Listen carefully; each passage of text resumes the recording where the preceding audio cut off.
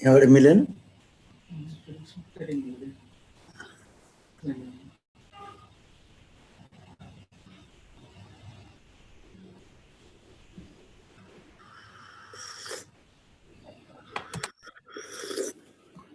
Ma'am MJ. പിന്നല്ലേ കുറച്ചെത്താ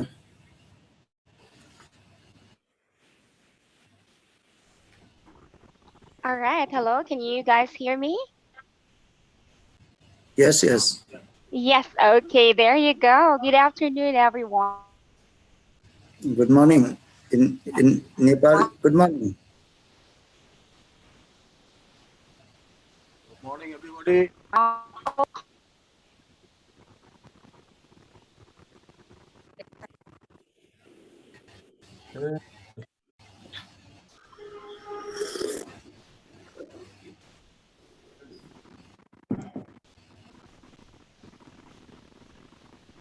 എവിടെ Milan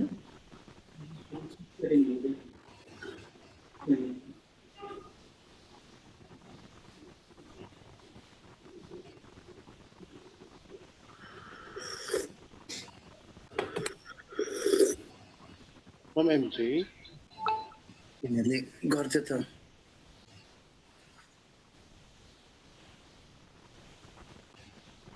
All right. Hello. Can you guys hear me? Yes, please. Yes. Okay. There you go. Good afternoon, everyone. Good morning. good morning good morning Good morning, everybody. Morning, everyone. So, due to the fact that our virtual host is experiencing some technical issues, but we will begin our program with the worship song to be followed by the singing of the Nepal, India, Thailand, and Philippine national anthems.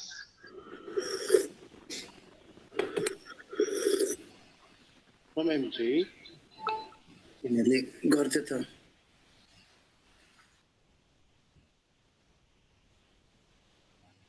All right. Hello. Can you guys hear me? Yes, please. Yes, we can hear you. Okay. There you go. Good afternoon, everyone. Good Good afternoon. morning. Good morning. good morning Morning, everybody. Morning, everyone. So, due to the fact that our virtual host is experiencing some technical issues, but we will begin our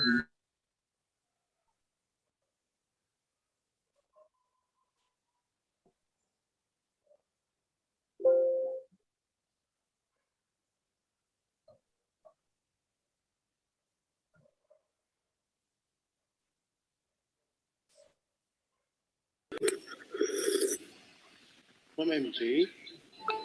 പിന്നല്ലേ കുറച്ചെത്താ All right. Hello. Can you guys hear me? Yes, we can hear you. Okay. There you go. Good afternoon, everyone.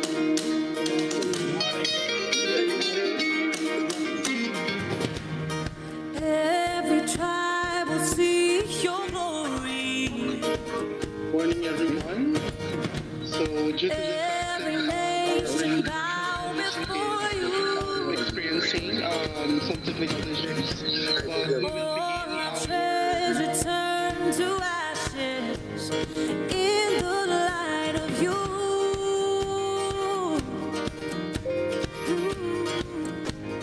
As we're singing, holy is the Lord Almighty. Only you are worthy, worthy of it all. Every tribe will see your glory.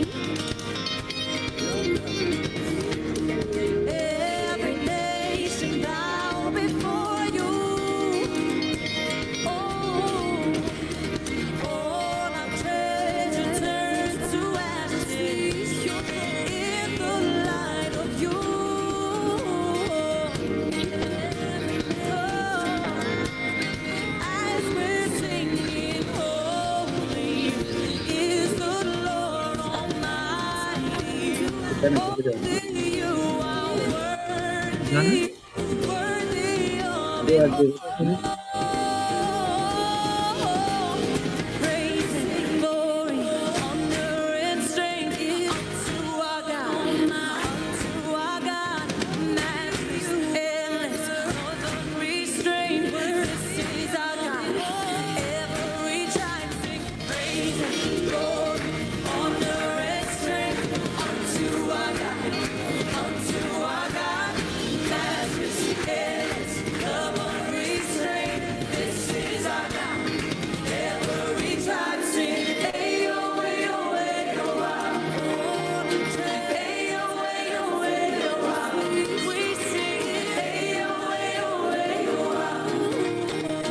Ayo, ayo, ayo, ah. Oh, there is no one like our God. No one. There is no one like our God. There is no one like our God. There is no one like our God. Wala kang katulad, O Diyos. Wala kang katulad, O Diyos. No hay nadie como nuestro Dios. No hay nadie como nuestro Dios. There is no one like our God. We sing, there is no one like our God. There is no one like our God. There is no one like our God. Praise and glory, honor and strength unto our God, unto our God. Your matchless endless, love unrestrained. This is our God. Every tribe sing praise and glory, honor and strength unto our God, unto our God. Your matchless endless, love unrestrained. This is our God. This is our God. Ayo, ayo, ayo, ah. Ayo, ayo, ayo, ah. Ayo, ayo, ayo, ah.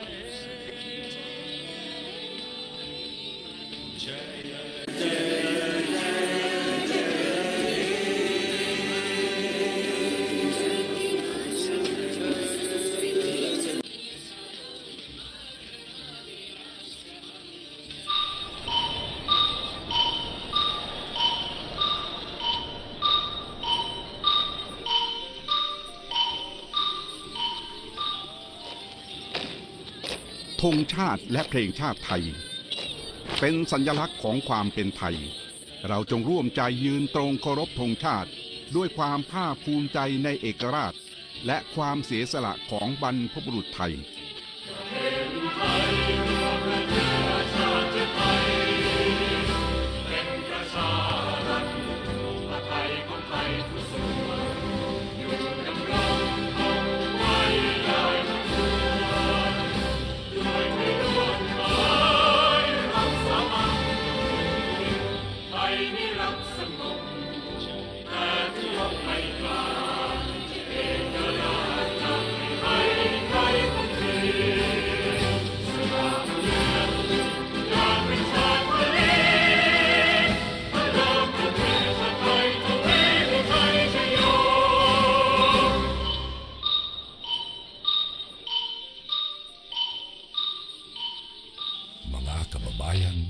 ang pambansang awit ng Pilipinas. เป็นสัญลักษณ์ของความเป็นไทยเราจงร่วมใจยืนตรงเคารพใจและเอกราชและเสียสละของบรรพบุรุษ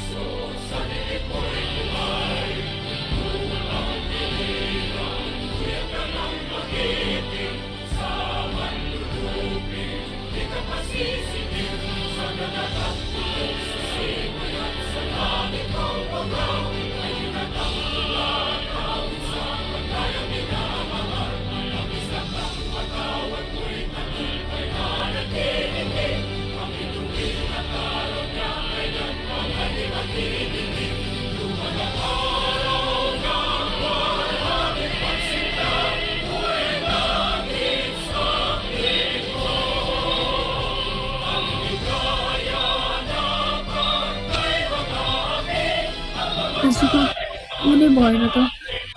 YouTube ma light गइरहเป็นสัญลักษณ์ของความเป็นไทยเราจงร่วมใจยืนตรงเคารพใจและเอกราชและเสียสละของบรรพบุรุษ OMJ.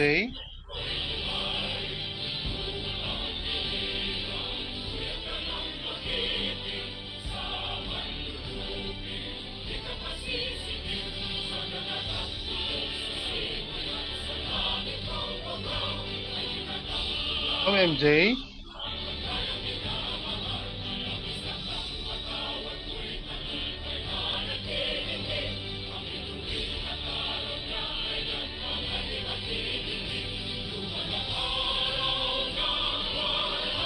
OMJ, you are muted, sir, ma'am.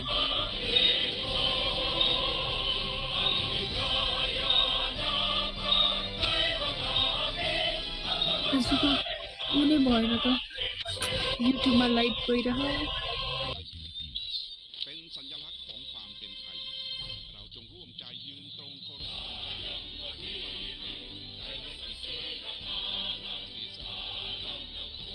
OMJ. OMJ.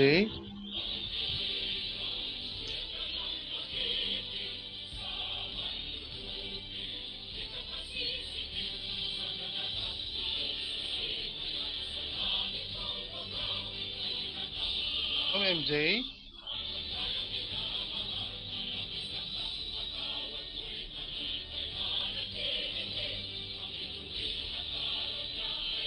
OMJ.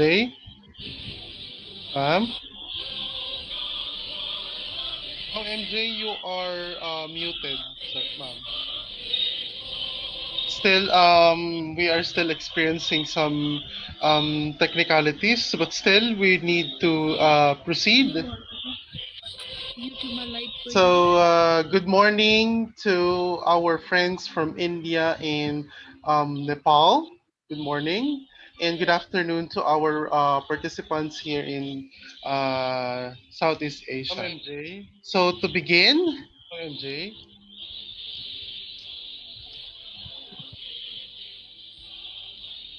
So, am I audible? Am I audible? Dr. Kishore? Yes, Yes, yes. yes, yes. Thank you so much.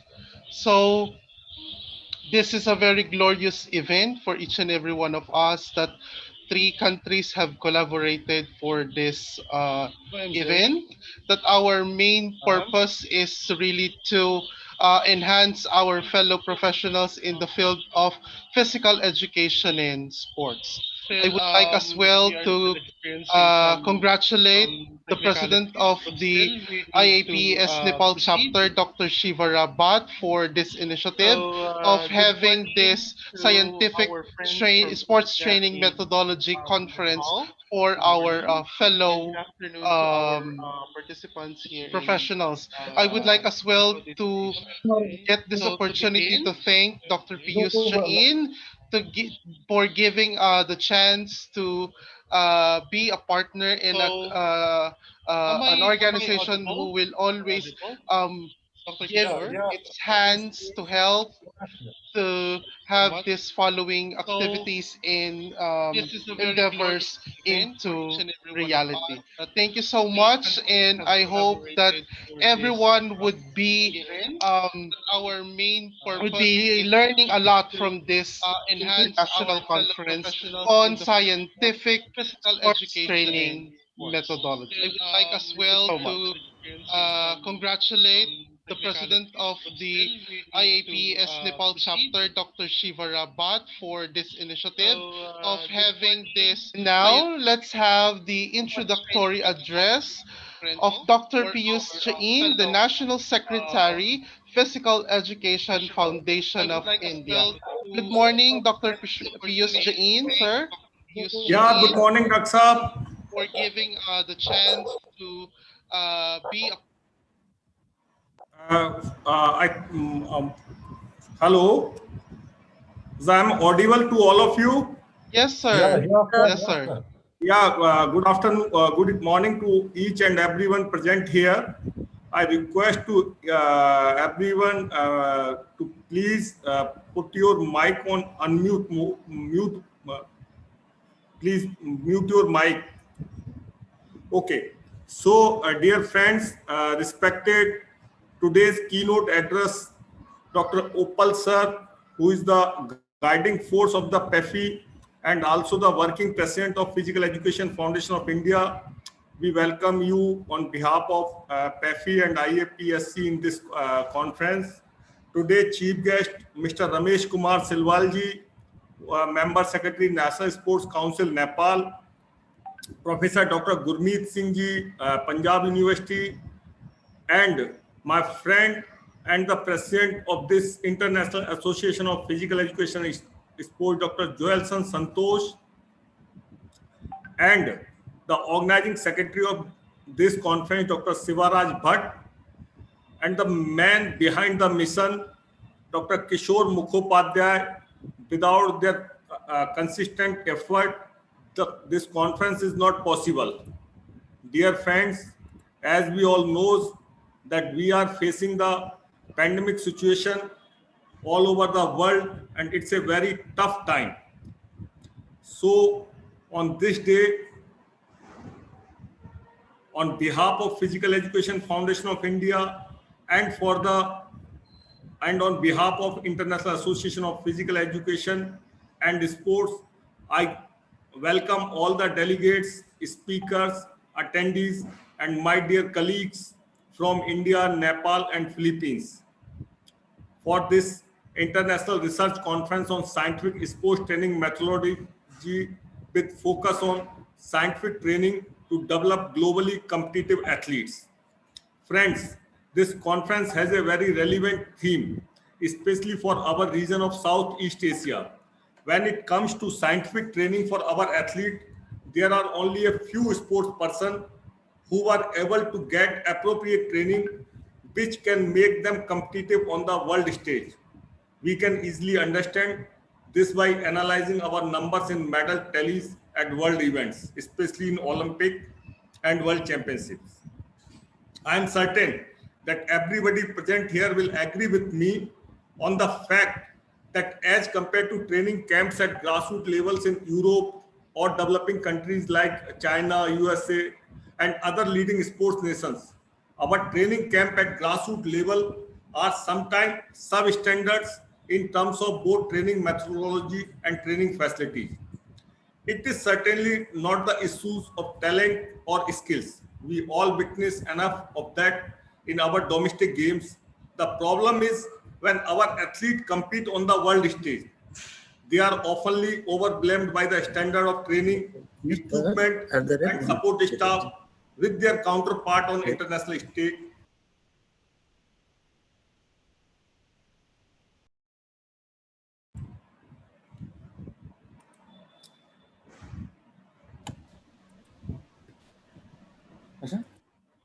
Which hamper their self-confidence and result in underperformance.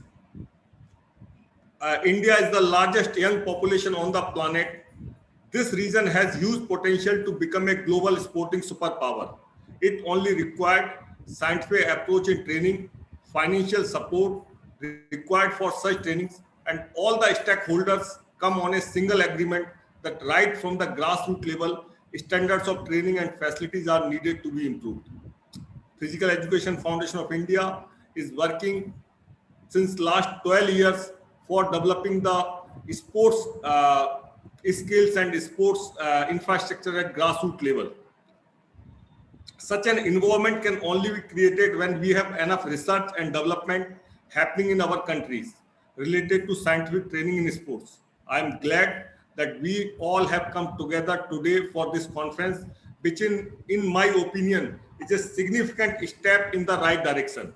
Events like these will motivate physical education and sports professionals to adopt scientific approach and will enable research scholars to curate adaptive training routines following the right methodology which are best suited to our athletes.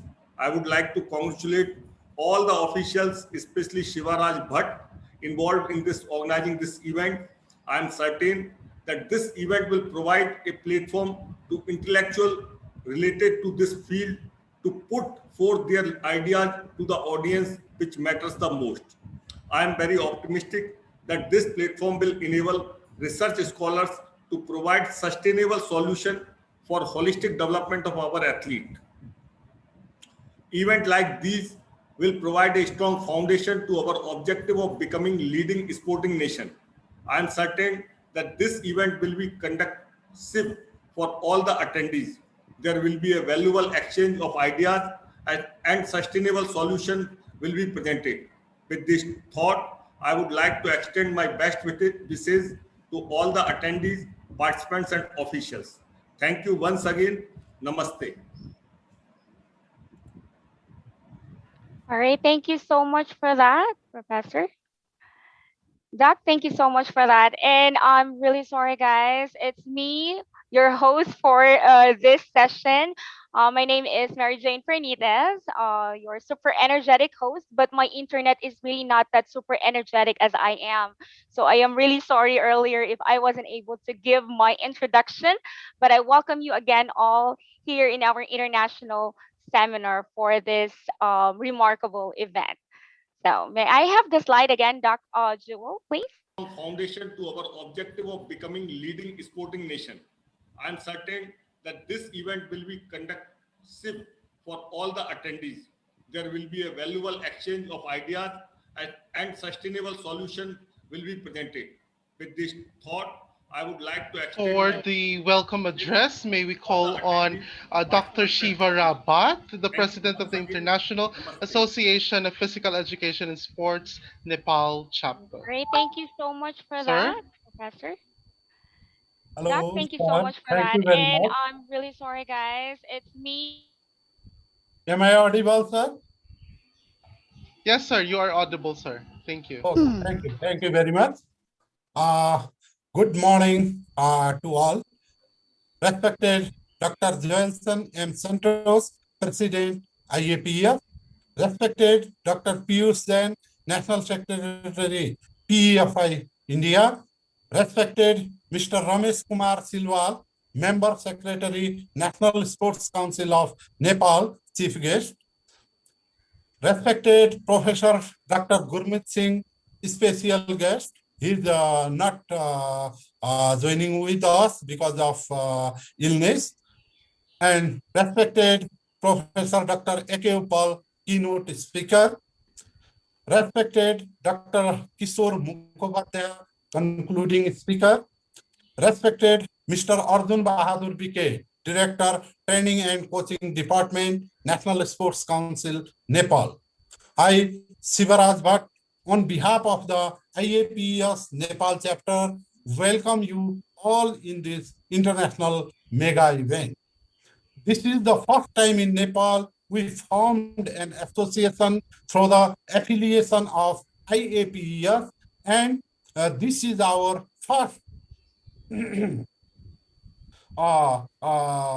this is our first international conference on sports training methodology. Since last 1 year and 4 months, we are in the pandemic situation, and our sports community is suffering most in order to maintain physical distancing and stay at home. The entire sports training procedure is hampered a lot, as sports is a highly trainable aspect, and due to disuse, the detraining effect starts tremendously. In order to maintain the performance capacity of our budding sports talents in a systematic and scientific way, we have followed the training principles. In this conference, different elite sports coaches and sports scientists will discuss the various corners of sports training in a befitting manner. The main question is how the training methods are applicable in this new normal situation. We have depended upon the technology-based and data-driven methodology in order to minimizing these gaps. I hope this conference will show us the insights and knowledge so that we are able to train our sports person in an innovative way.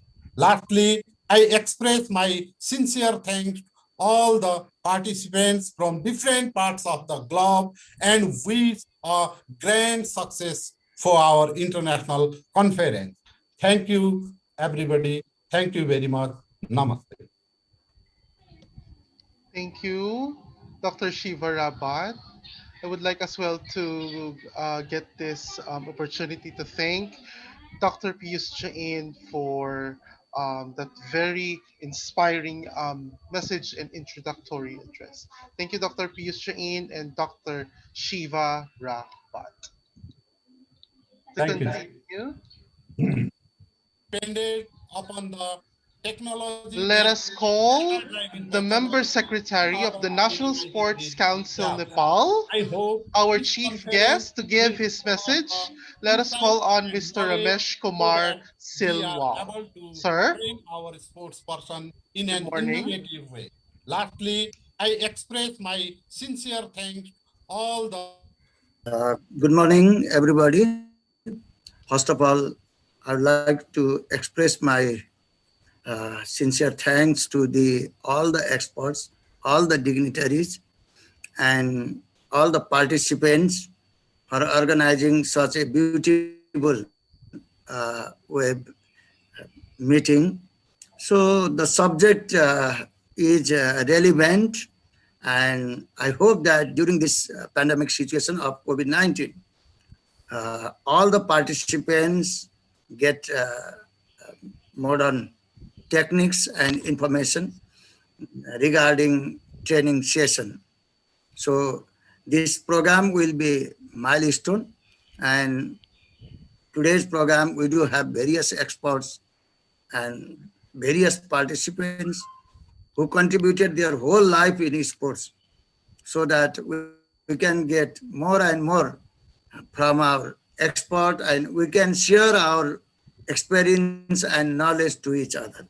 So this program is one of the key program in Nepalese history, organized by all the three Nepal as well as others organizing committee also.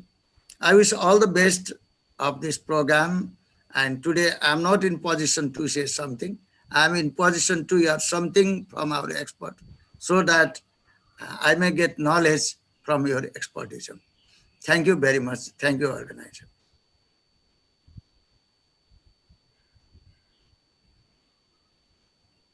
Thank you so much, sir, for that inspiring message that you have given.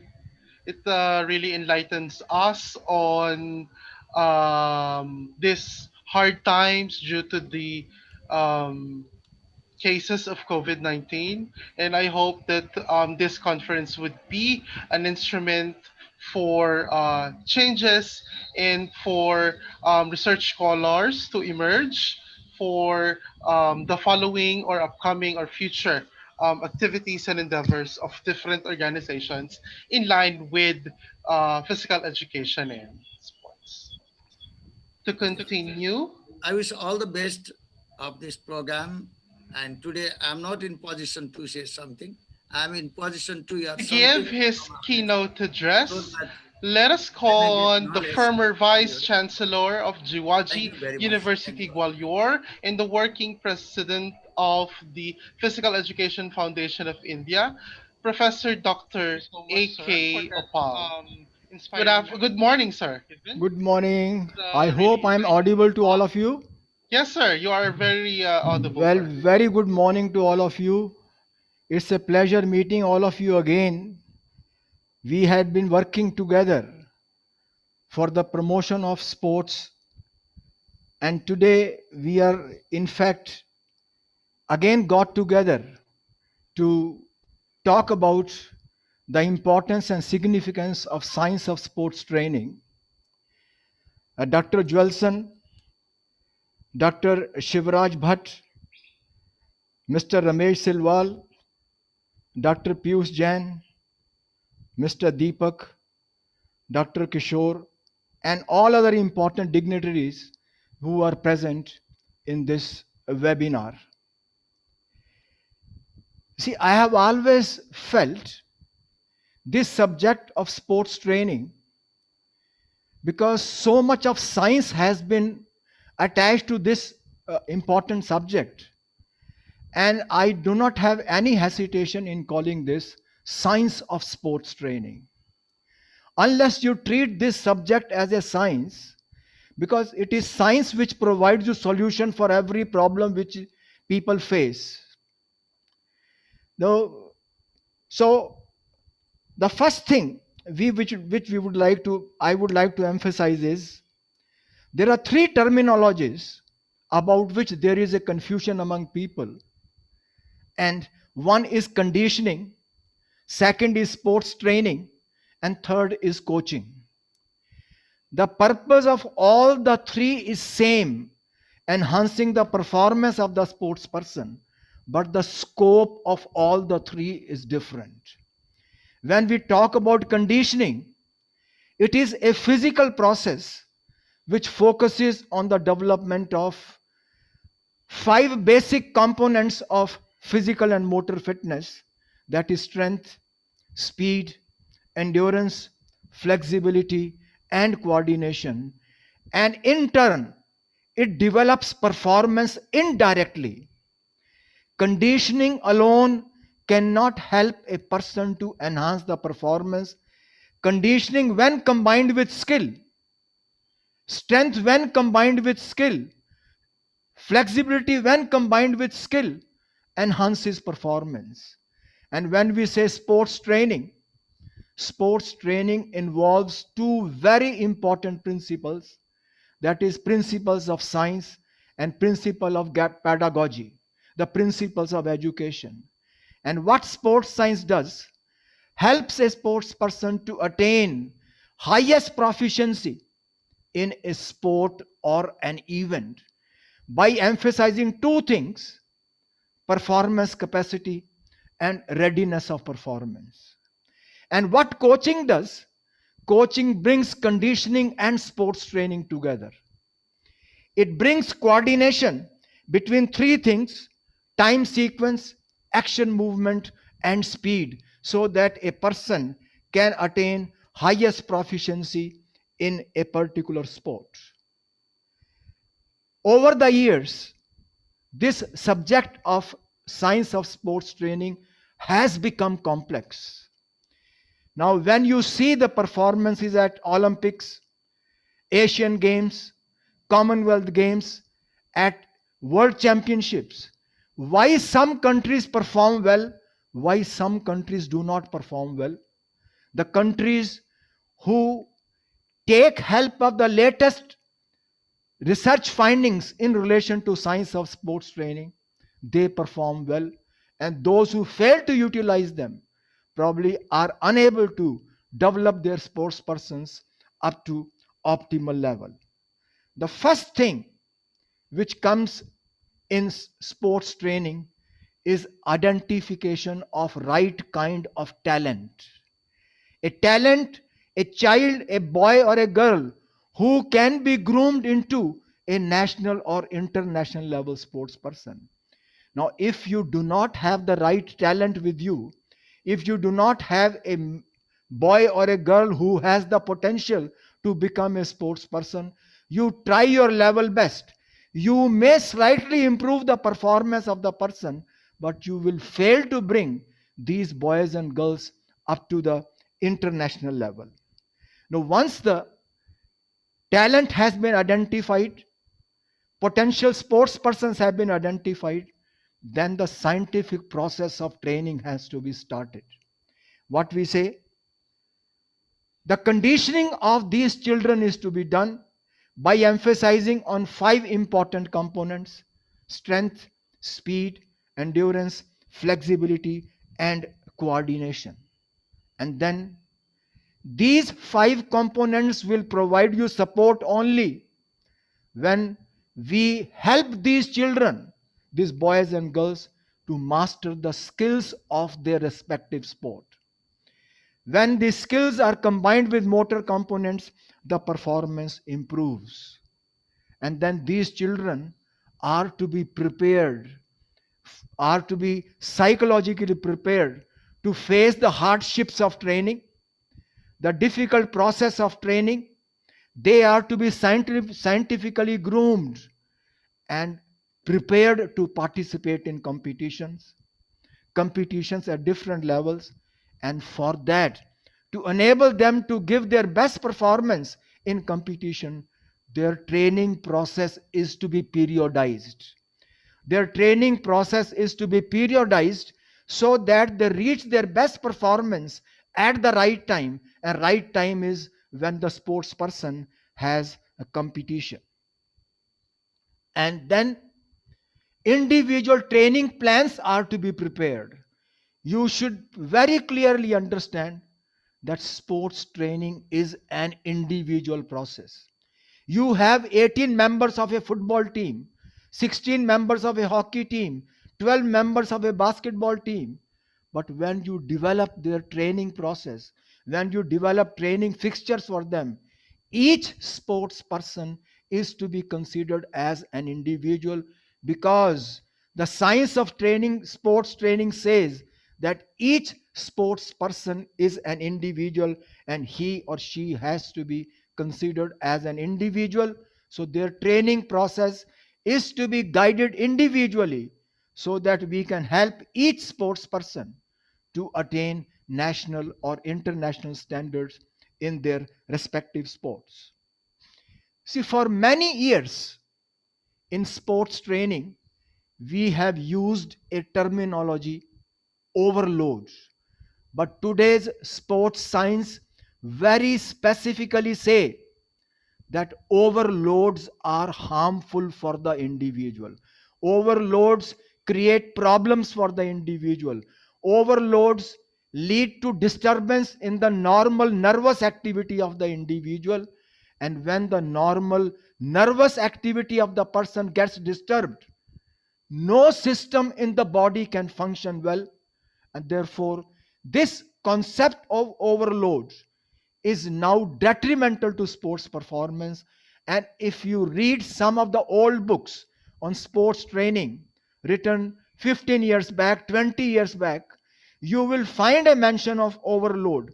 But today's sports science says that overloads are harmful for the sports person, because it does disturbs the energy process in the body, it disturbs the metabolic process in the body, and interferes with the optimal development of sports persons.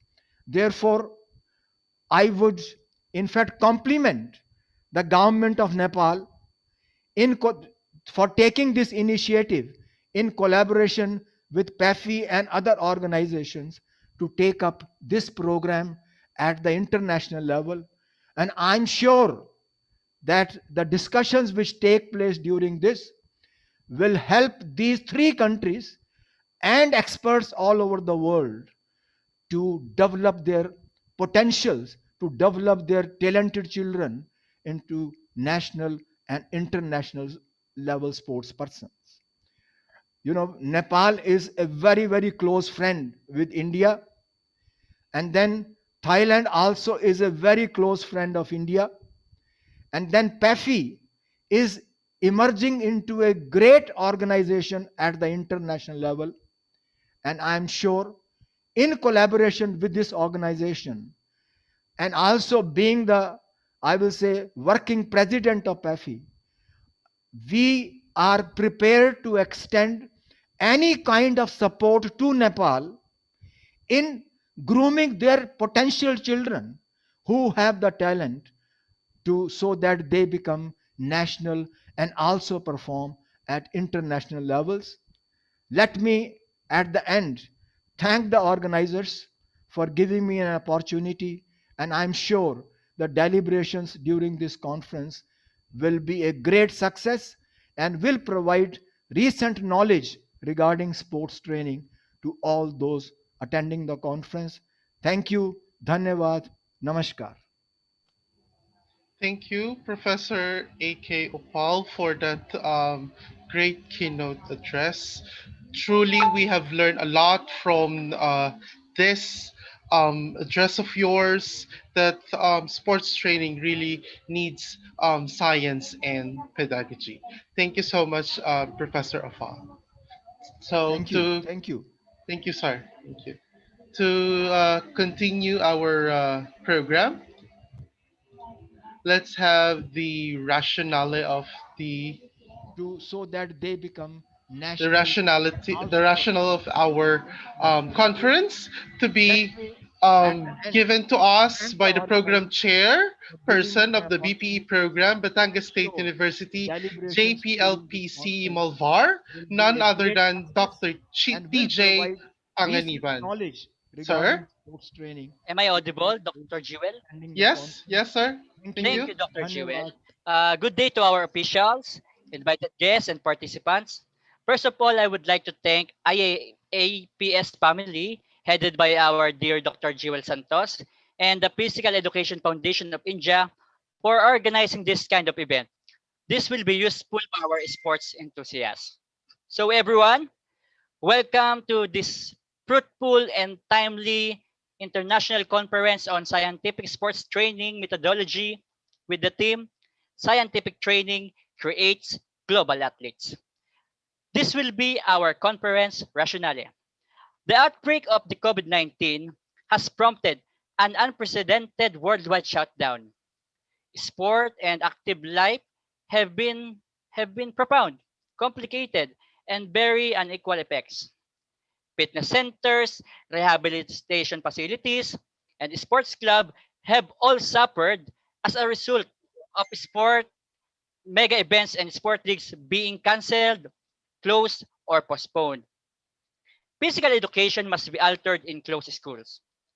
Sporting goods companies have been faced with closure, and exercise experts have been laid off. Simultaneously, internet physical training is more accessible than ever before. Individuals' health may suffer as a result of the loss of training facilities as social gathering places. Despite the fact that this is a worldwide epidemic, with many countries following the same basic route in terms of lockdowns and social isolation, it has afflicted different countries and areas in different ways and to varying degrees. Several weeks of social separation, if not outright curfew, have been imposed in several countries, with significant repercussions on lifestyle patterns health and well-being, and bad consequences for sports club and organizations. There are questions concerning the relevance of exercise in the context of rehabilitation for those who have developed serious disease as a result of COVID-19 infections. The COVID-19 epidemic has medical, psychological, social, and societal consequences, but it is also has the potential to create opportunities. During the COVID-19, the purpose of this conference is to focus on various of sports training and active life, elite sport, organized sport, recreational sport, and exercise in rehabilitation, leisure time exercise and physical activity, school-based physical activity and sport, physical education, active transportation, work-based physical activity and exercise, outdoor life, and so on are all examples of sports training and active living. It also features indoor and outdoor facilities as well as online training. So this is our conference rationale. Once again, thank you, Dr. Jewel. Congratulations, IAPS and um, uh, Physical Education Foundation of India for organizing this kind of event. Thank you, Dr. TJ, for that very comprehensive rationale that we are really on the time of COVID-19, that even though we are facing different devastating effects of this current pandemic, still we are finding ways to give enough sports training to our student athletes. So with that, let's continue to the technical session of our conference.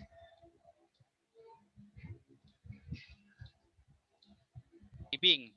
It also features indoor and outdoor facilities as Our well as first online speaker training. is a Our senior conference athletic rationale. coach Once again, from thank the you, Dr. Sports Jewel. Authority of Congratulations, India, IAPS NS and um, NIS Pathalya, a Physical lecturer Education for Foundation of NIS India for Diploma organizing MSc this kind of Sports event. Coaching at NS NIS Dr. TJ, Pathalya for that with the topic very Aspects Thank and you. So Prospects rationale of that we strength training. much. Let Thank us you. all So welcome much. Dr. Nilma Even Thank Desh you. though Pandey. We are Good morning, ma'am. Different Good morning, devastating effects everybody. of this.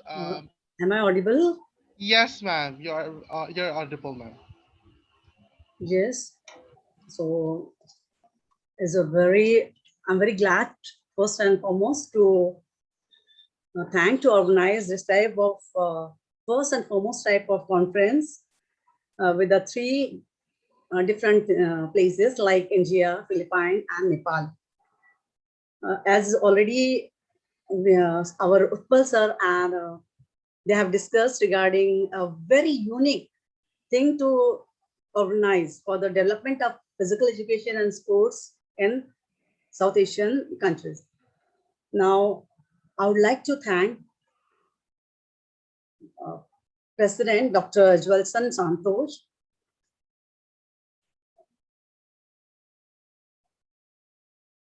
Piyush Jansar, who is very renowned in the field of Physical Education Foundation of India, and he is National Secretary for this organization, which is also my Ministry of Sports body. And they are doing a wonderful work for the development of sports, especially in India. Then I would like to especially thank Organized Secretary Dr. Shivraj Vatsal and all the dignitaries, those who have taken special interest to organize this one.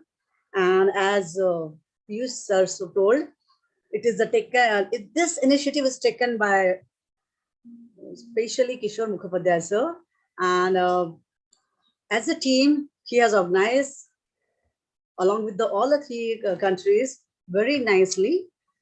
Earlier also they are doing the same thing, and I think this initiative will help to build up all our budding athletes, especially the nurseries of sports, to a very high level of performance. Where we are lacking due to pandemic situation, due to facilities, here, this is a very good platform to enhance our knowledge, to do something. And one more thing, I would like to express my special thank to Professor Dr. A.K. Utpal Sarji, as he has listed in a short time all about the training methods.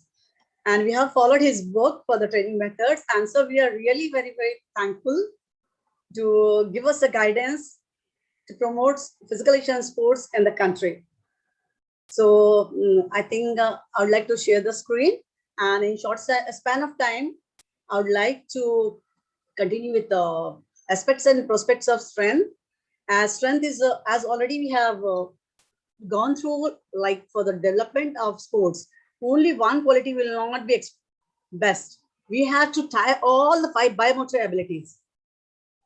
If out of that, one is also lacking, we will not be able to take our performance at the top level. And besides this, as a teacher, as a coach, we should have a knowledge of sports sciences for the development of especially junior athletes, youth athletes, so that they should not burn out at early stage. We have a vast population and we have a talent, but only nurturing is very important. If we can nurture them or care them very carefully, as a coach, I can say that we can make wonders. And wherever we are, we will like to promote the basic things which are needed for the nurseries. And as Sir told, that it is a wide variety. And what are the motor abilities? I think each and everyone, we are in the sports field or in the physical education. So we know the basic things, but only how we can moderate it as per the demand of our event or our profession. So I think I can share my screen now. Yes, ma'am, you can share your screen, ma'am. Thank you so much. Is it visible? Yes, ma'am, it's already visible, ma'am. Okay, voice is okay. Can I audible properly? Yes, ma'am, you are loud and clear, ma'am, and the presentation is already visible. Thank you, madam. Okay. So as a coach, I have done a little bit of research work, and I have mostly as I've been in Patiala, we call it a Mukka and Medina of sports. So we have, I think, a lot of people from Nepal also. They have done diplomas from here, and they are doing wonderful jobs in Nepal. And whatever we are dealing with the students here, we have got a chance to deal with the youth athletes as well as the senior athletes. So these are some of the research work we have conducted here along with my team. And today, as topic is given to me, strength. So recently, what are the issues? We'll just go at a glance. Why we are doing strength training, how we will do strength training, who are doing strength training, what type of crowd is there? Because nowadays, due to pandemic, everybody is interested for different type of training. And strength, as we see, is not only with the weights. It is own body weight, and different parameters are under that. There is a variety of training. Then what is the specificity, how we can progress it, and what is the need of the hour? So we can see what is the main aim of strength training. As already we know, but main criteria we are doing in the field of sports and physical education to get some results. So main training is there, development of performance for competitive sports. Then with this, injury prevention is there, rehabilitation is there. Then besides this, general bodybuilding, stabilizing the muscles for well-being and health and fitness issues are there. Where we do strength training in the different variety. As we already Sir told, Upal Sir told, that variations are the main base. As a coach, we must know. As a teacher, we must know what is the demand of our event or demand of a particular athlete. So here we can see here, as per the Zimmerman, strength is the ability of the neuromuscular system to overcome the resistance. That is concentric contraction. To work against it, eccentric contraction or holding. Isometric contraction through muscular activity. So whenever we are doing any workout, but obvious, our neuromuscular system is playing a very, very important role. As CNS system, neuromuscular system, they are the pillars for our training. Now we can see here, there are variety of strength training. I have just explained here with a box like plyometric. What is strength training? What is the specificity of training? What is overload? As I told already, that overload, what was the earlier view and what is the now view, and progression. Then resistance training program, we designed with various need analysis, like what is the demand of an athlete? Because when an athlete is there, we are not following same age athletes. No, neither. There are gender differences, female and male.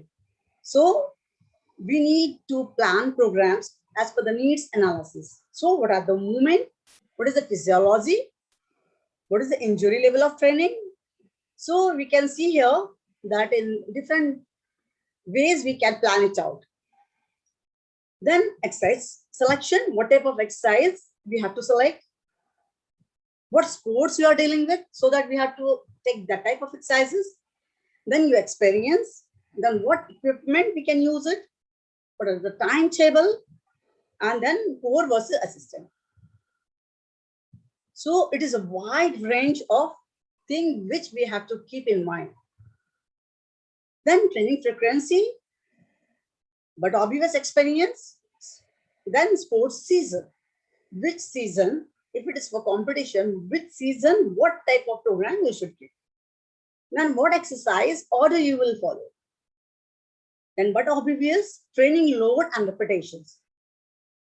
Then volume and rest periods. We are giving the training, but we have to always be very much careful regarding the load, intensity, volume, everything. Now we can see here a little bit of, we can see here that sports sciences play a very important role. So whenever we are training, though we are training our muscles, but physiology bases are very important. We see here muscular contraction, what type of contraction, with what type of exercise you are doing. So as a physical education teacher or as a coach, we have to know this. Then what is strength, endurance, power, how you can activate it, how you can re-educate it. Because we have to train muscles. Muscle, they should have in memory.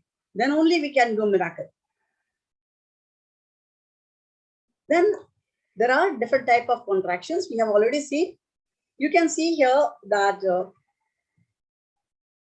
we have to keep in mind regarding the strength. There are different type of strength, eccentric, amortization is here, and concentric here. If we want to see jump squat, then it is very important how we can correlate it. We are in the training, suppose we are going for the jump in approach now. So these things are very important, that at the time of takeoff, what you want, at the time of approach, what is important. So keeping in mind that we have to train our muscles. We have to keep in mind the hypertrophy, injury prevention, and the late onset of muscle soreness. Because our muscles should get recovery to automatize the load. Now, this is a very simple thing. A lot of variations are there regarding the strength, but it is commonly described as the ability to exert a force against a resistance. Any type of resistance, we can say body weight. If we are working against our body weight, that is also strength. Resistance of the opponent, that is also a strength. Weight of the instrument, that is also strength. That is the resistance, but it is indirectly strength. And then whenever we are doing any activity, we are getting resistance of air and water, etc. So here we can say that it is the ability to exert a force against an object for sprinters and jumpers. This object is simple, the track. There are different types of strength. So it is essential that you choose the right type of strength training to ensure that you are strong enough to run and jump. Example here, just I have given, when a sprinter is coming out of the block, he also needs strength. When a jumper is there, maybe horizontal jumps or vertical jumps, when they are starting, when they are going for takeoff, they also need strength. But keeping in mind this only, what type of strength training we have to use, which is helpful for our training. Suppose this is a team game, then we need muscles are same, but as for the specific, as for the specialization, we have to focus for the particular group of muscles. So again, we can see here, this is strength and ability to exert maximum force. There is one of the quality. Second, strength, speed, strength, and power transfer from the weight room to the field. Because whatever training we are doing inside the room, it is not fruitful unless we are utilizing in the ground to achieve our performance or say the top form. So base of the pyramid and the foundation of all athletic movements. So this is the base. Next, the maximum amount of force that we can generate in a muscle. Means whatever the force we have generated in the muscle, that should be applied in the practical place where we want to achieve our best performance. And everybody we know, without force, there would be no movement. Can you see my screen? Am I audible? Yes, Yeah, ma'am. you are audible and you are Yes, visible ma'am. also. Yes, ma'am. You are Okay. audible. Yeah. So we can see here, when we are generating strength, then only we can go for very good speed. So there is a link between strength and speed also. We can see here, especially I've taken an example of long jump, eccentric, amortization, and concentric. So whenever we are training, maybe different variations of strength or resistance training, we have to keep in mind what quality or what is the need of our event. So again, we can see here that running, jumping, and throwing events are there in the track and field. Besides that, there are a lot of events like team games are there, combat games are there. So generally speaking, speed, strength, or power is the main form of strength we require. Like in weightlifting, we need different type. But when we want to do an explosive activity, which is generated in our ground, where we need to get a good performance or to initiate our movement, where we want to do, we need to train our muscles so that we can get the best out of this. Again, as I told that neuromuscular system plays a very important role, and CNS system also. So we can see here the main character of muscular tension is concerned in the sprints, speed cyclic contractions with submaximal impulses prevail. Where in the jump, explosive, reactive, ballistic. Where in jumps, we need explosive, reactive, and ballistic. In the throws, we need explosive and ballistic accelerations, but maximal activation are needed.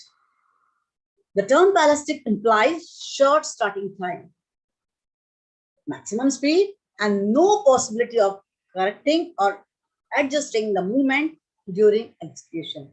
So when we are doing a cyclic movement, we need explosive ballistic accelerations. We need to come out of the block, explosive reactive ballistic ability. For throws also we need these qualities. So when we know that this is the demand of our event, then we have to well prepared to make the training program or to train our athletes on the basis of these abilities. Then we know strengthening, each and everyone are having some rules. Like in school level, whenever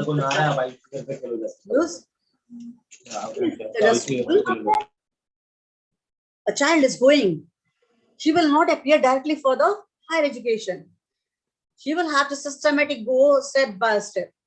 So in the strength training also, there is a sequence.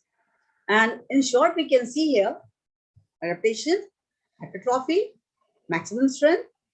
And when these things are developed, so we need, as per the event basis, our demands will be fulfilled. Like power, where we need it for weightlifting and throws, like we need for jumps, basketball, volleyball, then strength, endurance, swimming, rowing, judo, etc. So we can see here, mostly our crowd is from physical education and sports. So I think this terminology is very known to them. And that's why I'm not going in very scientific way, but I'm trying to just go in very simple way. So we can see that we have seen different type of strength. So I have given here a small example, that's spirit strength. So how we can explain it? We can move a light object quickly again and again. So we can see when we are throwing a medicine ball, we are throwing it on the ball, on the wall, and it will come back to us like fast, just fast. So these are the very simple things which we can utilize in each and every sphere of our training. There may be gym or may not be gym, but with this type of basic things, we can train and nurture athletes. And first and foremost thing, we are dealing with the training, strength, and everything. It's all right. But as the sir told, pupils are told, talent identification, because it is a step-by-step process. When you are nurturing athletes, they are coming to you in various ages. So we have to keep in mind that when they are young or below 16, they are below 18, 20 and early. To plan this thing along with the training years and the athletes' qualities, we have to give them exercises. So these are the very simple exercises like which I have explained and I have given an example. So it can be utilized for each and every sphere in physical education and sports sector. Like explosive strength and power, means we have to move a heavy object with a lot of speed. So what type of example we can get here? Sprint start, take off in the long jump, and Olympic lifts. Then we are coming for the maximum strength. So this is lifting as heavy as a weight, possible in a slow and controlled way. So we take it out through, that is one arm maximum, either squat so heavy that you can do it once only. Suppose an athlete can do only one repetition maximum.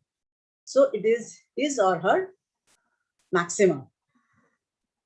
Then we see strength endurance.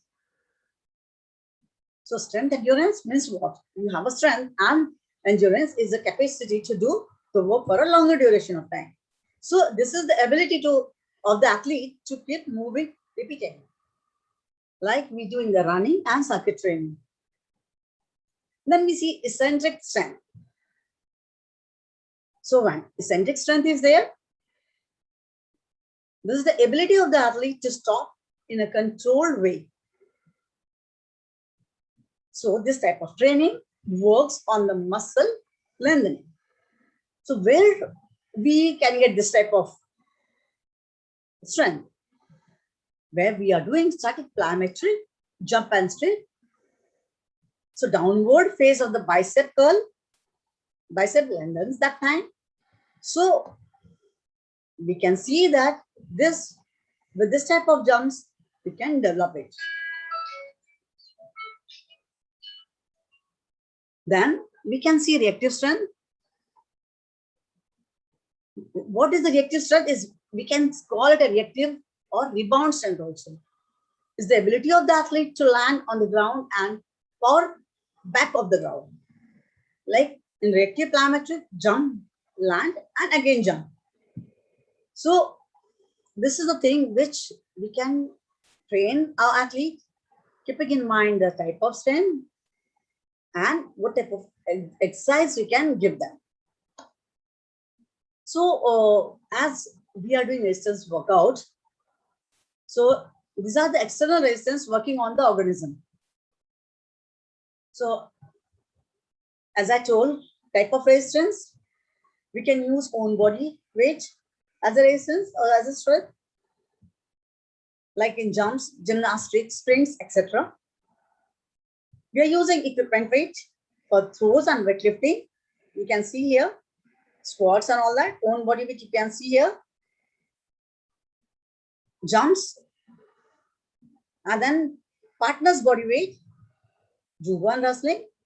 When partner's body weight are there, means in the combat, like in wrestling and judo, you can see they do a lot of training or they are doing a lot of shadow practice with the own body weight partners. Then fractional resistance, like cycling, skiing, swimming, whenever we this is the fractional resistance.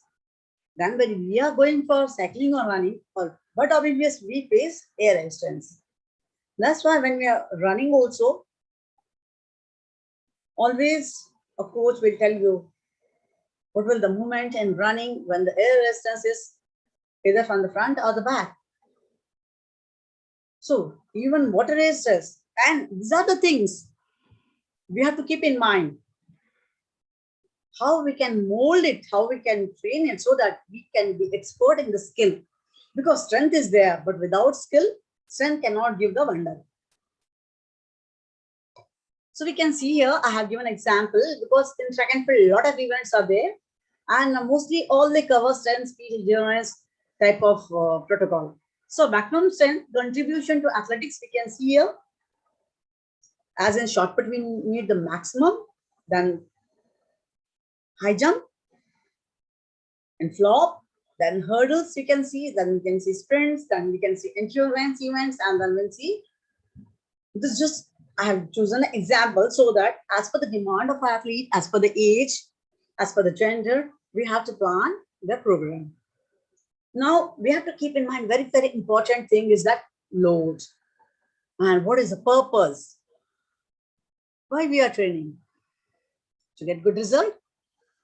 But when we are training, we must know that what is the demand of our today's training? What is the aim of our today's training? In strength, if you are going for maximum, why you want to go for the maximum? What is the purpose of giving the maximum? Is a development. Unless you are not going to touch maximum, you won't get the some maximum. So some maximum for what you give the training, it is for the maintenance and development. Then maximum, sub-maximum, we cannot give always because we have to keep in mind the load dynamics in the form of recovery also. So recovery plays a very important role. Then comes the medium. Why we give the medium? Whatever you have achieved, we have to maintain that one. Then low we have to give because we need recovery also. So whenever we are planning for dynamics of load, we have to keep in mind what is the demand, what is the phase, and as per that, keeping in these demands, these loads will be given so that our athlete should be injury free and he should not burn out. So we can see here, as per the effort level, what can be. So it's just for the revision also. And I think a lot of students, those who are young coaches, they have joined here. So I can tell that it's better for revision for them also. And they will get a clear idea regarding strength training. So maximum strength is the greatest force that a contracting muscle can produce. So why we need? Because we always work with the muscles. And unless we'll not touch the maximum, we'll not be able to turn the muscles. And we cannot generate the force, what we want from the muscles. So we can again see here, it is an ability to overcome or act against maximal resistance through voluntary contraction of muscles. This is, we can see a greatest force here for what we need, because to act against maximal resistance through voluntary contraction of muscles. Because when we are training, there are 3 or 4 points which we have to keep in always mind for planning out of our program. So how we can, it is measured by highest resistance one can lift in one attempt. Means we can just check it out with 1 hour and then test. So maximum strength does not determine how fast a movement can be continued. We don't need explosive like this. We need only maximum, means maybe slowly, how 1 time only he can lift. Then maximum strength is most important in events where a large resistance needs to be overcome or controlled. Where weightlifting, throws, wrestling. Because weight categories are there here, and throws also, because all the dynamic movements are there. Implement is again with the athlete. So when you are in the static position, but when you are going to use your muscles to get your top performance, so how you can overcome that resistance with a controlled speed? So you need to control this one, maximum strength. So how we can display it? We can display it through concentric contraction, eccentric contraction, or static contraction. So these things should be clear for a teacher or a coach, so that whenever we are giving or planning or training, we will not put our athletes in the injury prone zone. Then when the maximum is achieved, the next come to the explosive. What is explosion? We see bomb blast, faster. So it is the ability to overcome resistance with high speed. If you want to go on the takeoff board, just pop and jump, take off. So this is also your resistance, but here you have to overcome your own body weight resistance with high speed. So it is a combination of speed and strength, where you need strength and speed also. So explosive strength is important, because only maximum strength is of no use in sprints, jumps, or throws. So the ability to produce maximum force in minimal time is called explosive strength. Strong people do not necessarily possess this explosive strength. Vladimir Zatarovsky, he has mentioned this one. But there are exceptions also. Why we say minimal time is called explosive strength? Because at the time of long jump takeoff, we need 0.001 fraction. So we can see time at the time of takeoff is just you are popping up, pop and up. So this explosive quality is very, very important. Again, there are various types of explosive strength. We can see when you are coming out of the block, there's a different. So what is it? It is the ability to recruit as many muscle fibers instantaneously at the start of the movement. It is a type of strength necessarily to quickly accelerate a load that is at rest. It is required for jumping and lifting activities, like you're doing snatch. So you need faster movement. When you're coming onto the block, you need quick reactive strength. So who is doing all this work? But our muscles. So we should train our muscles for this type of activities. Again, we can see a speed strength. We know speed is the ability to quickly execute a movement against a relatively small external resistance. When you are throwing an movement, again we can say here strength speed. Defined as the ability to quickly execute a movement against a relatively heavy external resistance. You need strength also and speed also, like in pole vault.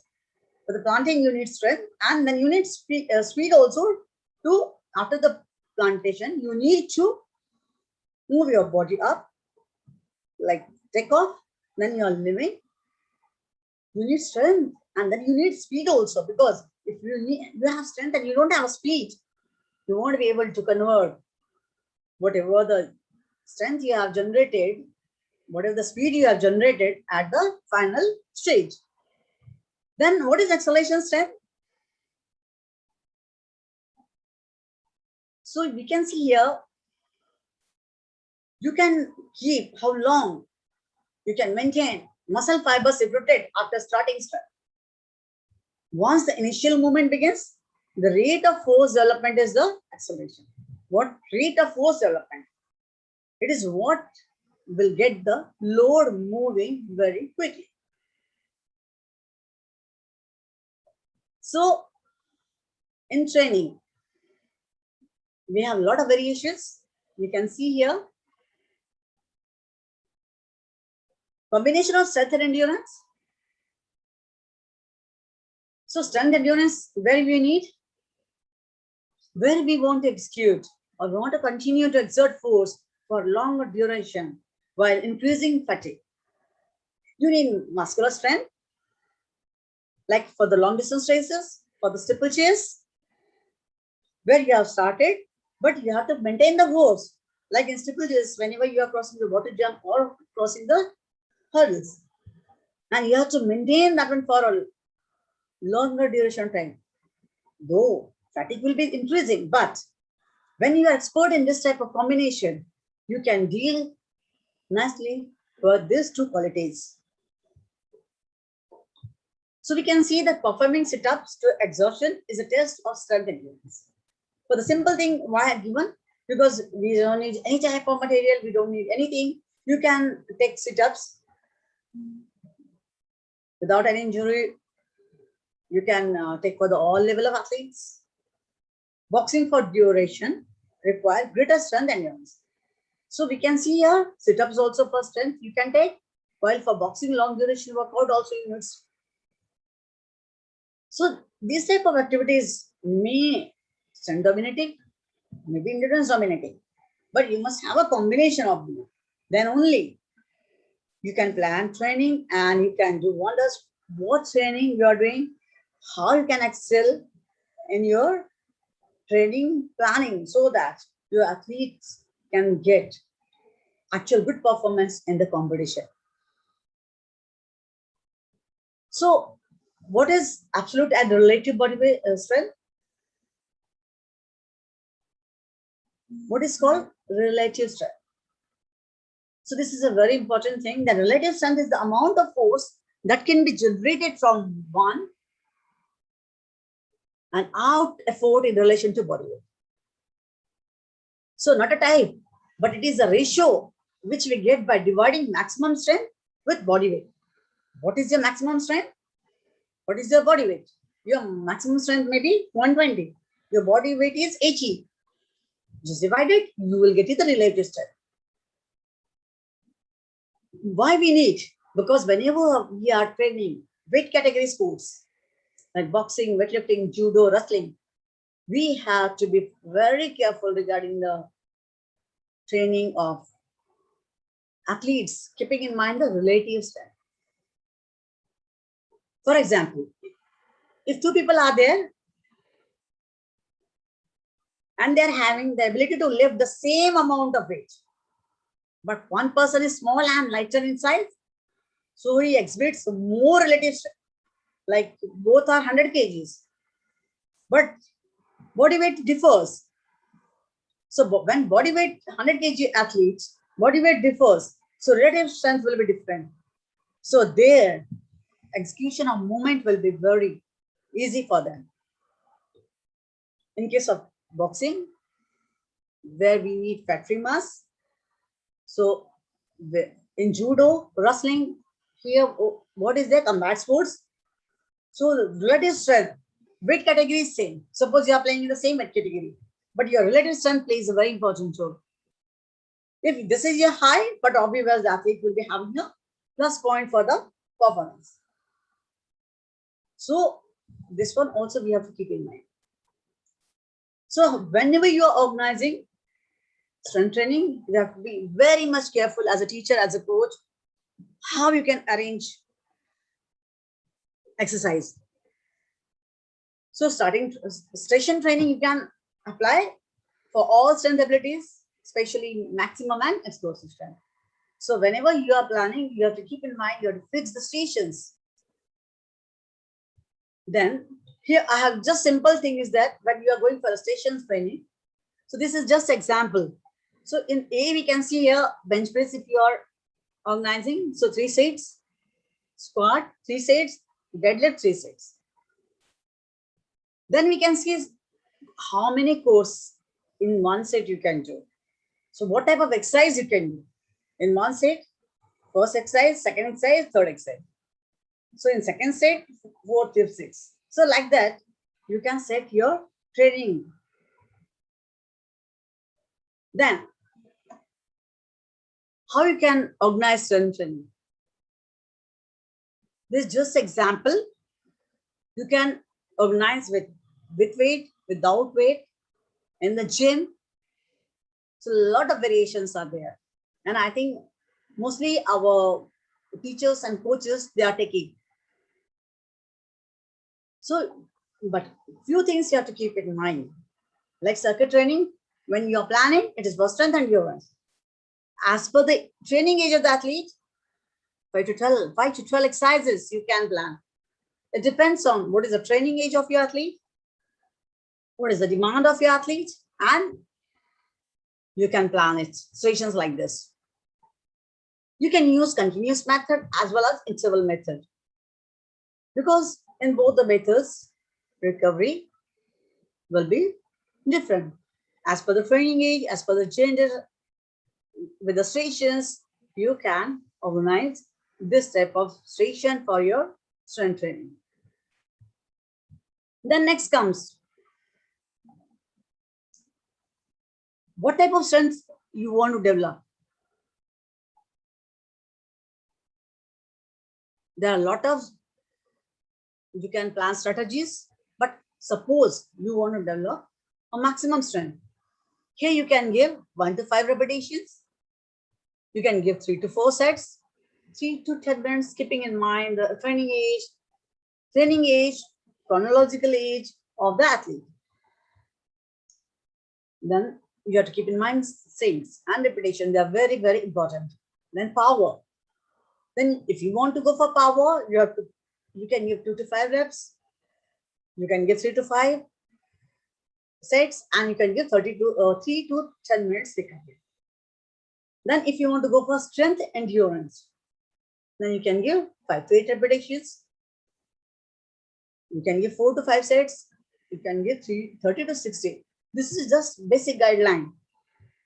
Hypertrophy, when you want to go for hypertrophy, you can give more repetitions, 8 to 12, 4 sets you can give, 30 to 60 seconds recovery you can plan. Then general strength and fitness also, strength is there. You can plan 30 to 60, 90 seconds per set. You can give 1 to 4 sets. recovery as per the few seconds, because when you will train athlete, you know the data. What is the training age, what is his strength, and when you want to plan a program, these are the guidelines which we have to follow. We are planning, we know the exercises, we know the recovery pattern. So now, why we want to go for the maximum, why we want to go for the explosive, why we want to go to strength endurance, speed endurance, I think this is clear. So when you want to plan, what the fundamentals are there, keeping in mind the anatomical, physiological, variability of training, you have to plan the program. Then you can measure strength abilities also. You don't need always to be in the lab. Lab testings are there, but lab and in field also, where feasibility is there, you can use the test, because it gives you the guideline how your child, how your athlete is working, whether he is getting the training effect. Whatever training we are planning is a systematic, is a progressive step. So whether the progression is there, we don't need a champion in a year, because as per the individual differences, each athlete is unique. When each athlete is unique, the capacity to adapt, that is also different. In case of athletes, some are early mature, some are late matures. That phenomena also you have to keep in mind. So you are the doctor for your athlete. As if we are going to a doctor for the younger, for the medium, for the aged, medicines are different. Same way, when we are dealing with the athletes, we have to be very much careful about the planning of their program, so that their CNS system, neuromuscular system should adopt the systems of training. Then only you can move further for the higher degree of difficulty. You can take strength ability test, static test, you can take maximum strength, you can take dynamic strength also, you can take dynamometry is there, tensionometry is there. Then in dynamic test, you can take 1RM test, which is very feasible in the ground. Isokinetic test also you can take. Explosive strength, no need of, if you have a force platform, you can take it there. Reactive strength you can take, but static test is not there. So in field test, dynamic test, jump for distance, jump series for distance, like hop, step and jump, hop, step and jump, is a combination of jumps. So 10 bounds. We are taking against the time. Then lab tests are also there, as I just mentioned. Force platforms are there. Astrokinetic tests are there, and with a degree we can see, because wherever astrokinetic machines are available, SABEX is there, like that. Then strength endurance means maintenance of body position against time. In this, you take a lot of tests. You can see maximum repetition of an exercise, own body weight, additional weight. In this, we can go for the core strength also. So there are different test protocols, but this just I have given as example. So you can see here, in first case, you can determine your 1RM on an exercise, where doctor has tried to give rest for 15 minutes. I'm sorry. Then perform as many repetitions as possible with 80% of your 1RM. So these are already, these tests are made by them, and then analysis is there. Less than 7 repetitions for switch dominant, 7 or 8 repetition mixed type, fiber type, more than 8 repetitions low pitch. This type of test you can take for the elite level of athletes. But as a teacher, as a coach, we must know what is the dominant criteria, why we are taking. So when Charles is taking 1 RM, he is also following the same, but here we can see here he has used this. After the research, he has proved this. After the research, he has proved this. Here the repetitions are different. So there are a lot of variations, and test and measurement books you will find if you will search on Google and books regarding testing, you will get a lot of variation of tests, keeping in mind this, your demand, your athlete's quality, you can choose a test and you can plan it out. Then this is just an example, because nowadays what happens, as everybody is focusing for the talent identification and nurturing of the talent. So up to 16 years of age, what happens? The physiology is different, the psychology is different, and everything is different. So you have to plan very carefully for the youth, though competitions are there for the youth, for junior and senior. So when you are planning for youth, in mesocycle, like a periodization, when you are going for a periodization of strength, in mesocycle, how you can deal with them for hypertrophy. Then in general preparation too, how you can go for the hypertrophy. I think screen is visible. Repetitions you can see here. And special preparation, if you can see, in power, 4 to 6 repetition. Yeah, thank you. Then sets we can see here. Then power, speed, strength we can see here, 3 to 4 repetitions. Sets. When we are going for a plyometry, we cannot give anything special or you can start anything special during the competition. You have to withdraw. So as per the discipline of your event or your game, you can plan out the program.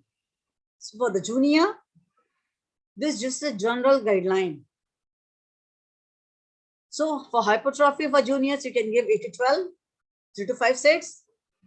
For intramuscular, you can give repetitions 8, 6, 4, 4. Intramuscular repetition 6, 4, 3. Power repetition, you can give 4 to 6. You can give sets 3 to 4. You can see here for speed strength. So again, repetition 4 to 6, sets 3 to 4. When they are coming for the senior, see their training age will be more than 4 to 5 years. So they can go for intramuscular, repetitions like this, 10, 6, 10, 8, 4, 6, 6. The intramuscular repetitions, they can go in my cycle 2, 6, 5, 4, 3. Then spatial preparation, you see here repetitions and the sets. And in the pre-competition, you can see repetitions and sets. So these are variations like that you can plan. And very foremost thing is that we have to know these things, because when a child is coming to you, he will not be a elite in a day. His neuromuscular system, his muscles will not get 100% strength in a year. So keeping in mind the individual differences, very commonly what type of periodization is we have to follow.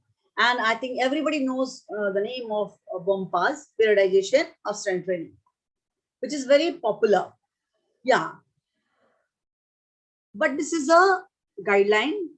As per this, general preparation, special preparation, pre-competition, main competition, and transition. So anatomical adaptation is there in the general. Here you can see maximum strength. Then whatever you have earned, now you have to, when this is changing the area, you have to convert. Whenever you have achieved the maximum strength, now you have to, in pre-competition, you have to convert power, muscle endurance, or both, because you are slowly following for the your main aim, your main goal. Then whenever you have achieved here, you have converted whatever things were with you in the proper thing as per your demand of your athlete or as per the demand of your event. Then you have to, in main competition, you have to just maintenance of the qualities. Then is the main competition and the rehab means in condition, whatever you have done, we have to just deload it and maintain that. So this is example again. And I think you will find in the Bompa's book also. So for the anatomical adaptation, what program you can give, number of exercises, and what intensity, at what repetition, and what sets. So recovery is very, very important. Exact number of exercises 9 to 12. Intensity 40 to 60. You can see intensity is very low. Repetitions you can give 80 to 12. Sets you can give 2 to 3. Sorry, this is a printing mistake. Then rest 60 to 90 seconds. Then tempo should be low. And whenever you want to go for the adaptation for the beginner, it's better 8 to 12 weeks for lower level athletes, 4 to 6 weeks for higher level athletes. So this, if you will follow this type of training protocol, you can train your athletes very nicely and you can nurture them very nicely. Then maintenance phase, you can see to create base for power and muscular endurance. You can further divide it also for hypertrophy, training for strength through inter and intramuscular coordination. So you can see here intensity 60 to 80. You can see here when you want to go for this intramuscular then repetitions, you can see here. I'm not going to tell this one in detail. I think screen is visible, and afterwards the PPT will be shared to you also. I think I'm running out of the time, so I'll go a little faster. Then when we have achieved this thing, we have made base strong for the athletes. Then next we have to convert. So conversion phase is very important. What happens with our maximum athletes? Each and everyone is training athletes. But where is the game plan where everything changes? That's the conversion phase. If as an athlete, you have maximum strength, but the athlete is not able to convert that maximum strength at the time of takeoff, at the time of crossing the hurdles, at the time of block, coming out of the block, then no use. So this conversion is very, very important. So you have to convert it from maximum strength to power or muscular endurance. So duration can be 1 to 2 months. Ratio of power muscular endurance, it will differ for different athletes. In wrestling, power and muscular endurance is equal. As it is a wrestling, power and muscular endurance is mostly equal. Then canoeing 800 meter, power dominates. Then rowing 6 to 8 minute, muscular endurance dominates. So we can, whatever we are doing the training, you can see as difference. For wrestler demand is different, canoeing demand is different, rowing demand is different, for football, for basketball, even in athletics, track and field, especially for throws, for the javelin throw conversion, for the hammer throw conversion. So the conversion is very, very important. Then when you are able to do this one, then maintenance phase, how you can maintain standards, whatever you have achieved. Like in the previous phase, you have achieved that one, like maximum strength, power, and muscular endurance. So you have to maintain this one in a microcycle so that whatever you have, it should not go down. You can keep 2 sessions per week. Then time allotment for maintenance during competition period is secondary because it is different for different athletes, different for different event. Then whenever you have achieved that one, so before cessation phase means why we need this one? Because now you're going for the main competition. So before 5 to 7 days of prior competition, there are a lot of things to imagine. Have a lot of things you have to keep in mind. That what is your strategy, how you're going to plan, how you will, whatever you have achieved, how you can do the imagery. And then prior to the competition, you have to maintain this one. So aims at energy restoration and saving. This is like a bank balance. Whatever you have done, that bank balance is there. Now, ultimate goal, you want to achieve it. So, with this rehabilitation phase also comes into picture. Like when you have done with the competition, then active rest phase starts. So what is the thing? Like whatever you are in the training, you have to remove the fatigue and replenish exhausted energies. So you have to rehab and restore injured muscles, ligaments, and tendons. Maybe sometimes during the competition, you may get some complications, or you feel like, okay, this is overburdened, overloaded part. So you have to go down for the rehab. So this is not our work. It should be done by the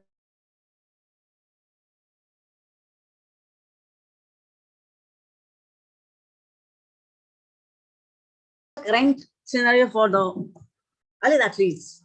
Now we see a lot of competitions are coming in a short span of time. Some indoor competitions, outdoor competitions, and continuous this trial, that trial. You can see that for Asian Games, Asian Championship, Olympics, there are different protocols followed by different countries.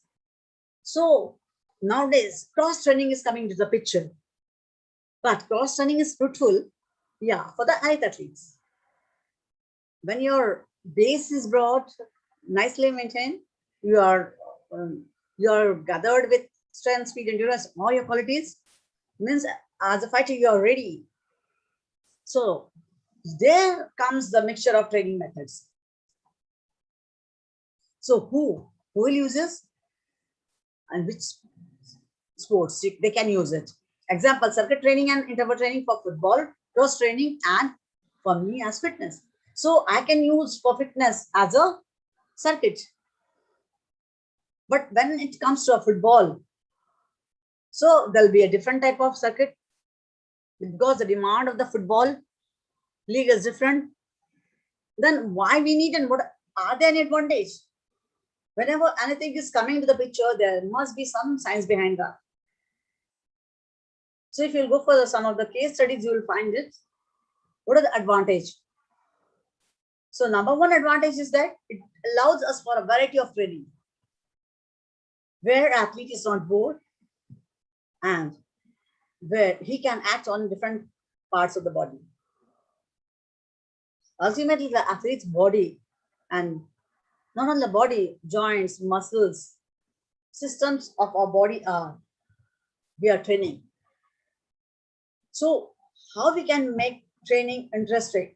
That is the main advantage of cross training. Your aims are there, your interests are there, goals are set. So keeping in mind this one, you can also adopt training as per the weather.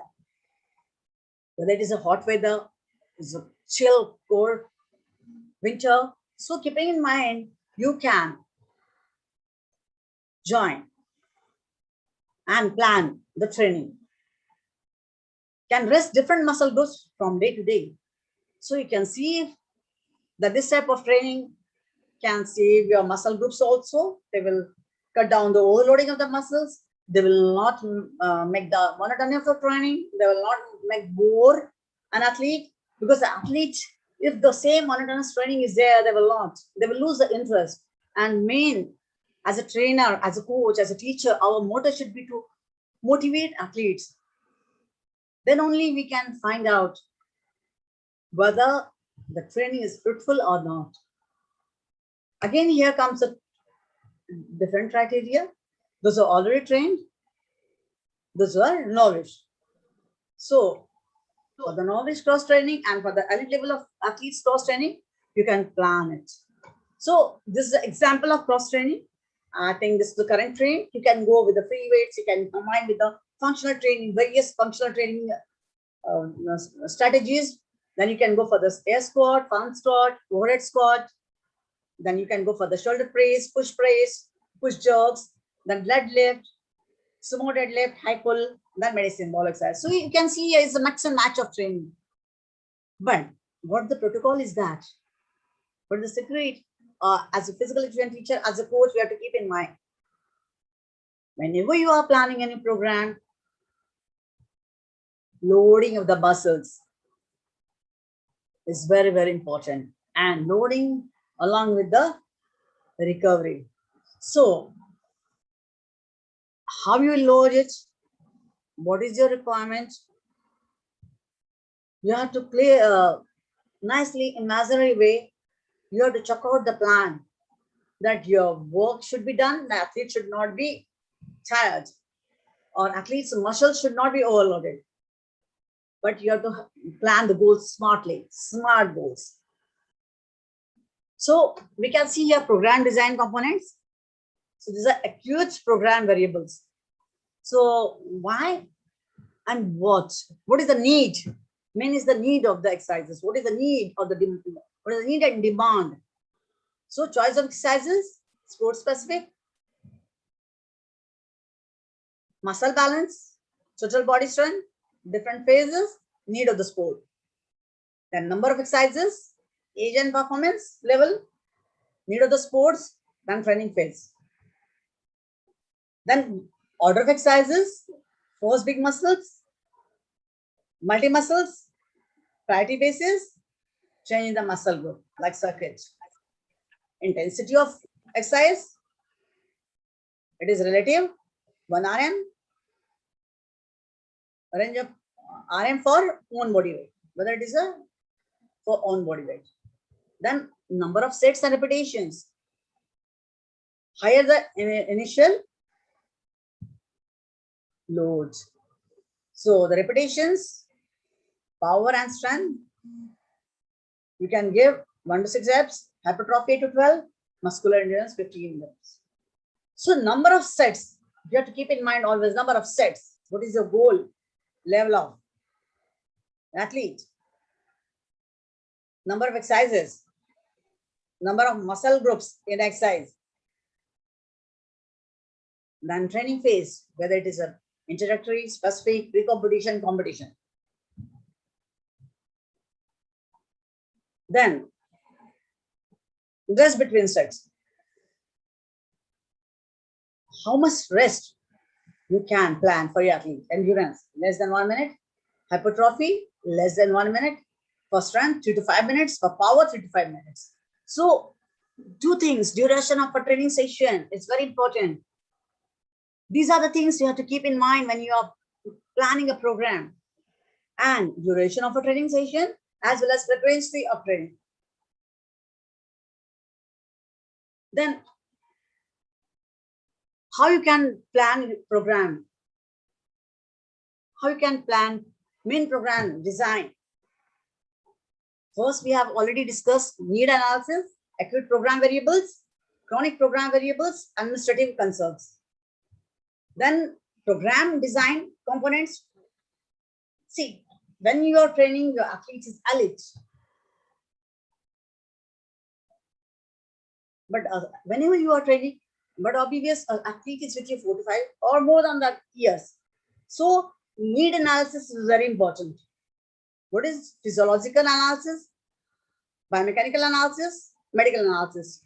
In this, we get support from the sports sciences staff. So nowadays, sports sciences play a very, very important role. So a lot of physiological parameters you can analyze, biomechanical analysis you can go, medical analysis you can. So you should have a team and you can analyze. This is the need analysis for the current scenario that is very, very important. As nowadays the competitions are more. So when you want to go for the physiological analysis, when you are planning, determining the energy system, energy system for sprints is different, jumps different, throws different, middle endurance different, team games energy system is different. Then as per your event, anaerobic and aerobic. Then you need specific muscles and joint angles. In case, why need this one? Because when you are planning a program, if you want to plan for a speed, jungle speed, specific speed, acceleration speed, endurance, aerobic also, what type of aerobic program you want to plan. Then, when you are planning this one, at the time of takeoff, what is the angle of knee? in the time of takeoff for triple jump or high jump, at the time of takeoff for pole vault, while crossing the hurdles, when you are releasing the javelin. So biomechanical aspects are very important as physiologists, because we are dealing with the human machine, human body. We are ruled by the energy systems. So these things are very, very important. Then locating previous injury sites, understanding common injury sites in sports. See, we say no pain, no gain. So whenever the training is there, but obviously we are training our muscles beyond our physiological.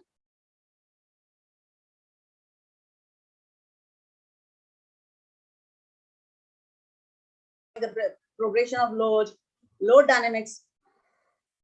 But these parameters are very, very important. So whenever for the high level of performance is needed, then the current need analysis, physiological, biomechanical, medical is very, very important. Then, as we have discussed this one, I've just taken in the general. So we can see here, what are the 7 keys to a successful training program?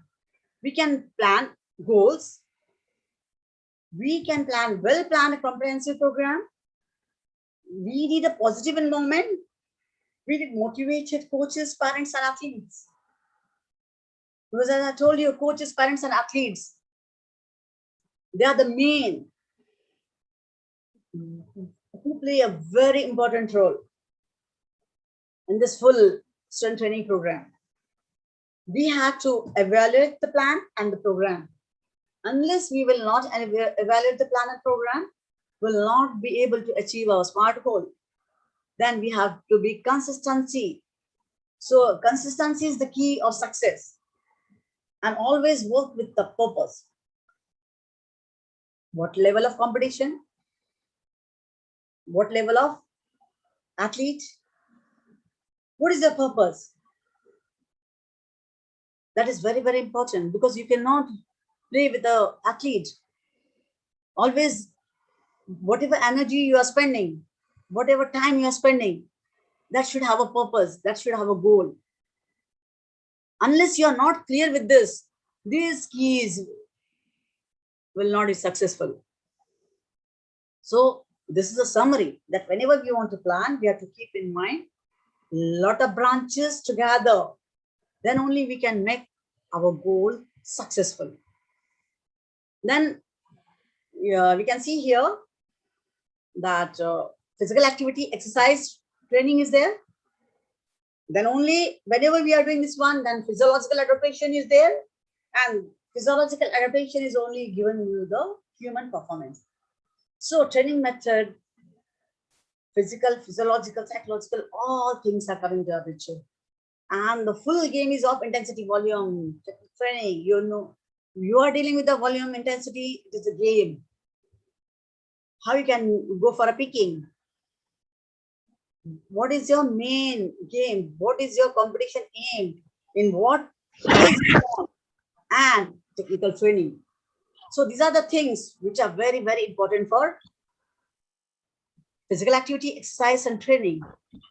If you are doing this one, then only you are going for the physiological adaptation, and this is giving you further human performance. So take home message is that whatever you're planning, plan under the game requirements. Second, consider logistics, balance art and science. You can balance art and science together. Use the correct tool for the job. Whatever the job, like if you are going for the strength training, circuit training, whether it's a free weight, whether it is a wristband bands, whether it is a medicine ball, whatever things are there, plan smartly. And whenever you are planning anything, follow best practice session guidelines. Then keep the goal the goal. Rome was not built in a day, same way athlete is not built in a day. You need hard work, 5 to 7 or 8 years to achieve the higher level of performance. So keep the goal the goal. And thank you for listening. And I'm very much thankful to the full co-committee for giving me a chance to express my view regarding the aspects and prospects of training, like what are the aspects and how we can propose it further, what will the prospects. And last not the least, I would like to thank once again to the full co-committee, my colleagues and my department to give me a permission to share the knowledge with you. Thank you. If anyone wants to ask anything. All right. Thank you so much, Dr. Nilma Deshpande. Can you hear me? Well, yeah, I can hear you. Yes, I am finally back, and I'm really sorry, especially for those participants who are live streaming now at our YouTube channel. I am very sorry. My internet is not as energetic as I am, but now it's totally good. And I was really happy because I went just in time. I was able to listen the whole topic of Dr. Nilma Deshpande. And what I like most here, I actually take down notes, is plan very smartly. As a coach, as a teacher, as an instructor, you really have to tailor fit the strength training. Yes, that is really perfect. And also work with a purpose, right? At the end of the day, we all have missions in life, right? And that's actually the reason why we have Dr. Nilma Deshpande now. It's totally family day, but she's with us, and we are very thankful, Doc, for sharing your expertise with us. I'd like to request for the screen of Dr. There you go, the IIES screen. I am finally back, and I'm really sorry. This time, let us now proceed to the very sorry, my internet is certificate of appreciation. So please allow me to read the citation. So International Association of Physical Education and Sports in Nepal chapter, in collaboration with Physical Education Foundation of India, present this certificate of appreciation to Dr. Dr. Nilma Deshpande, International Conference in Scientific Sports Training Methodology, with the theme Scientific Training Creates Global Athletes, organized by International Association of Physical Education and Sports in collaboration with Physical Education Foundation of India, signed by our Secretary and President of IAPS Nepal Chapter, Dr. Shiva Bhat, also the National Secretary of PP, Dr. Piyush Jain, and our very own President of IAPS, Associate Professor Dr. Jillson M. Sanchez. Again, in behalf of all the participants who are streaming live now in YouTube, I know they have a lot of questions, but they will reserve all the questions later. At the end of the third speaker, we are going to have question and answer portion. But this time, from the bottom of our heart, thank you so much, Doc, for your time. Thank you. Thank you from my core of the heart. And if still any doubts are there, my email is shared. You can send on my email any queries. I'm always there to support, and we can make together a good wonder. And that is the main thing. National Association of Thank you, but all. Thank you. Thank you so much, Doc. Okay, so at this point in time, let us proceed to the next topic. So we have dimensions of speed training protocol. So earlier, we've talked more about strength, and this time we proceed to speed. Let us hear it from the Assistant Professor and High Performance Manager, National Center of Excellence Sports Authority of India, Lakshmi Bai National College of Physical Education, Trivandrum. At the end of the third, our expert speaker this afternoon, no other than Dr. S. Jagadaman. For your time. Thank you. Thank you so much, ma'am, for the warm introduction. Without further delay, let me move to the topic. Very good afternoon, all of you. So the topic which I'm going to share with you today is about the dimensions of speed training protocol. As we all know that before that, let me share my screen.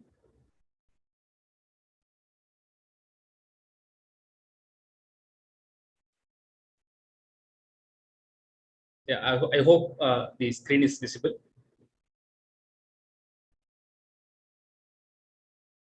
Yeah. Yes, sir.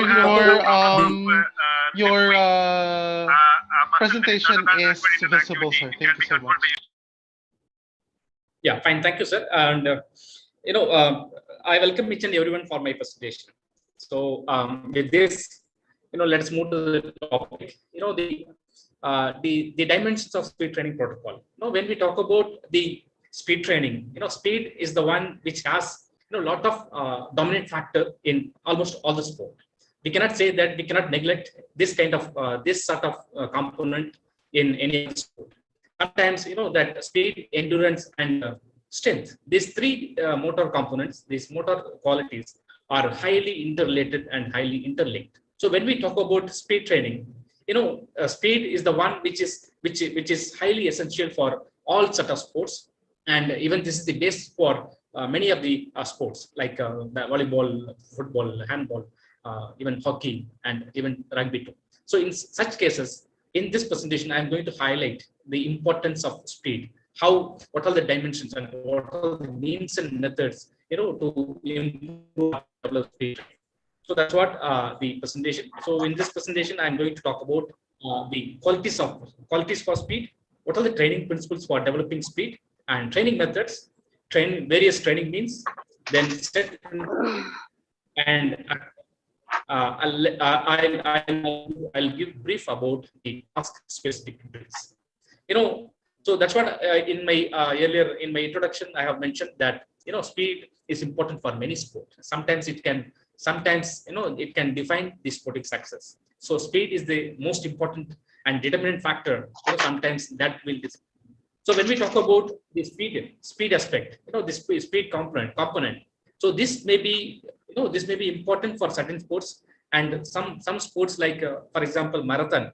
Speed may not be speed may not be important as such speed. Like endurance.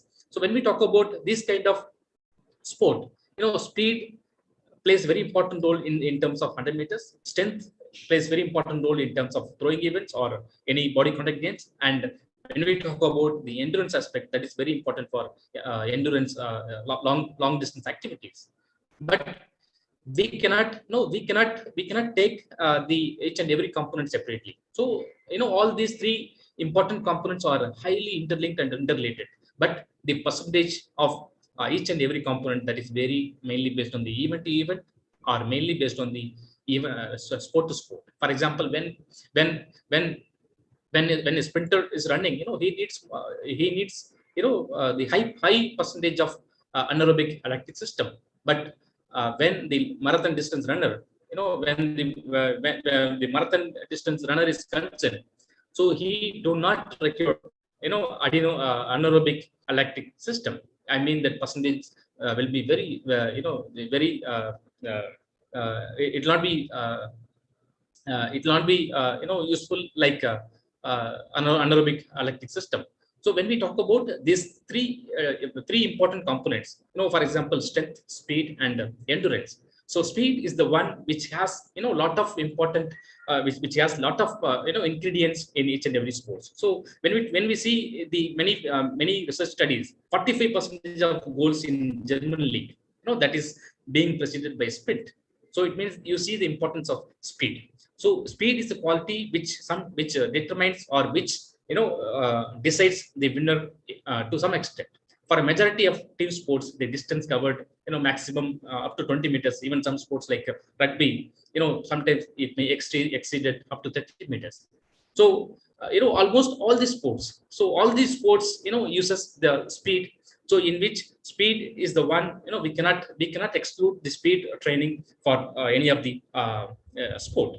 So speed training is the one which has lot of importance in each and every aspect. So whether speed can be improved proper training, or so that is the question here. So what happened? The experts are saying that sprinters are born, not made. In such aspects, so sprinters, the sprinters are it's a speed is a quality which is inbuilt, so which cannot be trainable. So whether it is trainable or not, that is the that is the controversial issue still is going on. But we cannot develop the speed through direct means. So we can develop the speed through some sorts of some sort of technical and tactical aspects. So in which we can identify we have to identify the way in which to develop the speed training, the speed components. So to what degree is largely up to the athlete and those persons who direct the training. So speed training, speed can be developed, speed can be improved, to some extent. It means that the experts or the experts have come with a statement that speed is the one which is not trainable factor. So, but the degree of improvement, and that will be that the athlete will make is determined by his abilities and his choice of coaching and his choice of training. Because of these three components. So when we take these three important components, even sometimes the athletic abilities, choice of training, even choice of coach. So when we take these three important components, even we can develop or we can improve speed training to some extent. So even I'm saying repeatedly that we cannot develop the speed directly. So there are certain means, there are certain methods in which we can develop those aspects, the secondary components in which speed can be developed. So that we'll see in the forthcoming slides. When we talk about performance capacity, this evolves and devolves throughout the life. So speed can be, whether the speed can be developed up to 40 years of age, or speed can be developed at the age of 14 years, that is question mark. So when we talk about the speed performance capacity, it evolves throughout our life. For example, when we are in growth stage, when we are moving from stage to stage, so like growth, maturation, then after that when we go for training, then aging. So whenever growth and maturation takes place, our speed component is kept on improving. So when our the growth stops at a certain stage of age, so obviously the speed reduction will be there. So when we talk about the age of peak performance is about 25 to 26 years of age. It means that the maximum speed of an athlete, it can be achieved between 25 to 26 years of age. So in case any athlete developed or found to be a very good sprinter at the early stage, what will happen before he reaches the adulthood, before he reaches the age of 20 years? So what happens? He will be burned out. So what the even again the researcher says that 0.1 to 0.2 percentage annual increment of speed takes place before 18 years of age. So when the speed training will be developed, the speed can be developed once the athlete reaches about 20 years of age. It means 8% of speed can be developed after 20 years. In case any athlete found to be very good sprinter, very good national champion, very good champion in the world athletics, but they cannot excel at the international arena. So there should be a progressive way, and that's what the principles of progression is going to the principles of progression that is very vital, and that is going to speak about how the sprint performances can be enhanced from stage to stage. So when we talk about the speed training, the speed aspect, so this can be whether the speed training, whether the speed can be developed after 30 years of age or after 40 years of age. Absolutely no. Whenever we reach, I mean, that's what I mentioned earlier, the speed can be developed, the maximum speed that can be achieved between 25 to 27 years of age. It means that the athlete has to begin his actual training, systematic and scientific training, just before 10 years of training. At the age, for example, in order to become a very good sprinter, so it means that he has to begin a proper training at the age of 50 to 16 years of age. So it means that we could able to get a very good sprinter, very good national champion or international champion for a country. So that's what about the speed component. So when we talk about the potential qualities of speed, there are many important qualities. So but when we talk about the speed components, the muscle composition plays a very important role. So why the muscle composition is very important? Because it's even that's what I mentioned earlier.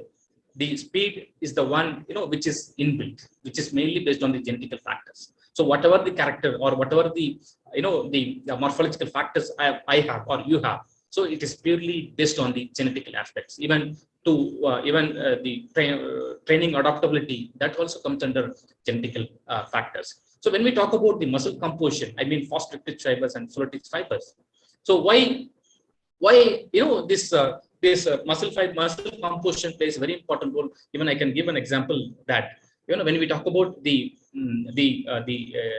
East Africans, the Ethiopians and Kenyans. So why they are excel in middle and long distance events? The reason is so simple. Their muscle composition is very, very, very strong in terms of slow twitch fibers. I mean that, so they have 68% of the muscle fibers or slow twitch fibers. So that is the reason why they are excel. They are performing excel at the international arena. So when we talk about just opposed to middle and long distance event. So when we talk about speed, so a person who has more muscle fiber, it means that a person who will be able to excel or expose tremendous of explosive power and speed for the speed development. And next one is flexibility. Even still there are huge controversial going on whether flexibility is needed for sprinters or not, but still flexibility is needed. So I'm not saying that we have to go for flexibility training all the day, but to some extent, even when we go for flexibility, too much flexibility exercise, what will happen in a body system? So that will affect the yes I mean that stretch shortening cycle. It means that our muscle has a capacity to that elastic capacity. The muscle may lose elastic capacity when we go for frequent flexibility exercises, when you go for flexibility components. So that is the reason why for a sprinter, we need to have this kind of quality to some extent. And the reaction time, obviously we know that we have a good reaction time, that good reaction time that will always take a lead for a good sprinting action. So then when we talk about the body fat, so a person who has more fat, so what will happen? That will restrict the speed of the movement. So obviously when we talk about the body fat, even none of the sprinters has sprinters have this body fat. So when we see their physical makeup, when you see their physical size, earlier when we earlier they are very huge, they are bulgy, like Ben Johnson, even Larry Burrell, even Donovan Bailey. But now the concept is entirely different. So we do not want the muscle, we do not want the hypertrophy. What we need, we need the concept of power. How best an athlete is exposed, how best an athlete is is acting quickly. So that is the one which is highly essential in the recent decade, not only for sprinters, even for all the sport. All the sport is looking for the power component. I mean that explosive strength and power, and the speed of muscle contraction. And next component is about the speed of muscle component. It can be improved with the proper training. Yes, obviously when we go for repeated sets of exercises or repeated sets of activity, obviously the muscle contraction takes place, then that in which the speed of the muscle can be developed through some sort of training.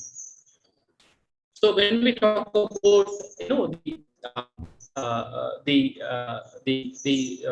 physiological aspect, we have to understand strongly, we have to believe strongly the energy system for different events. Or otherwise we cannot develop or we cannot succeed in the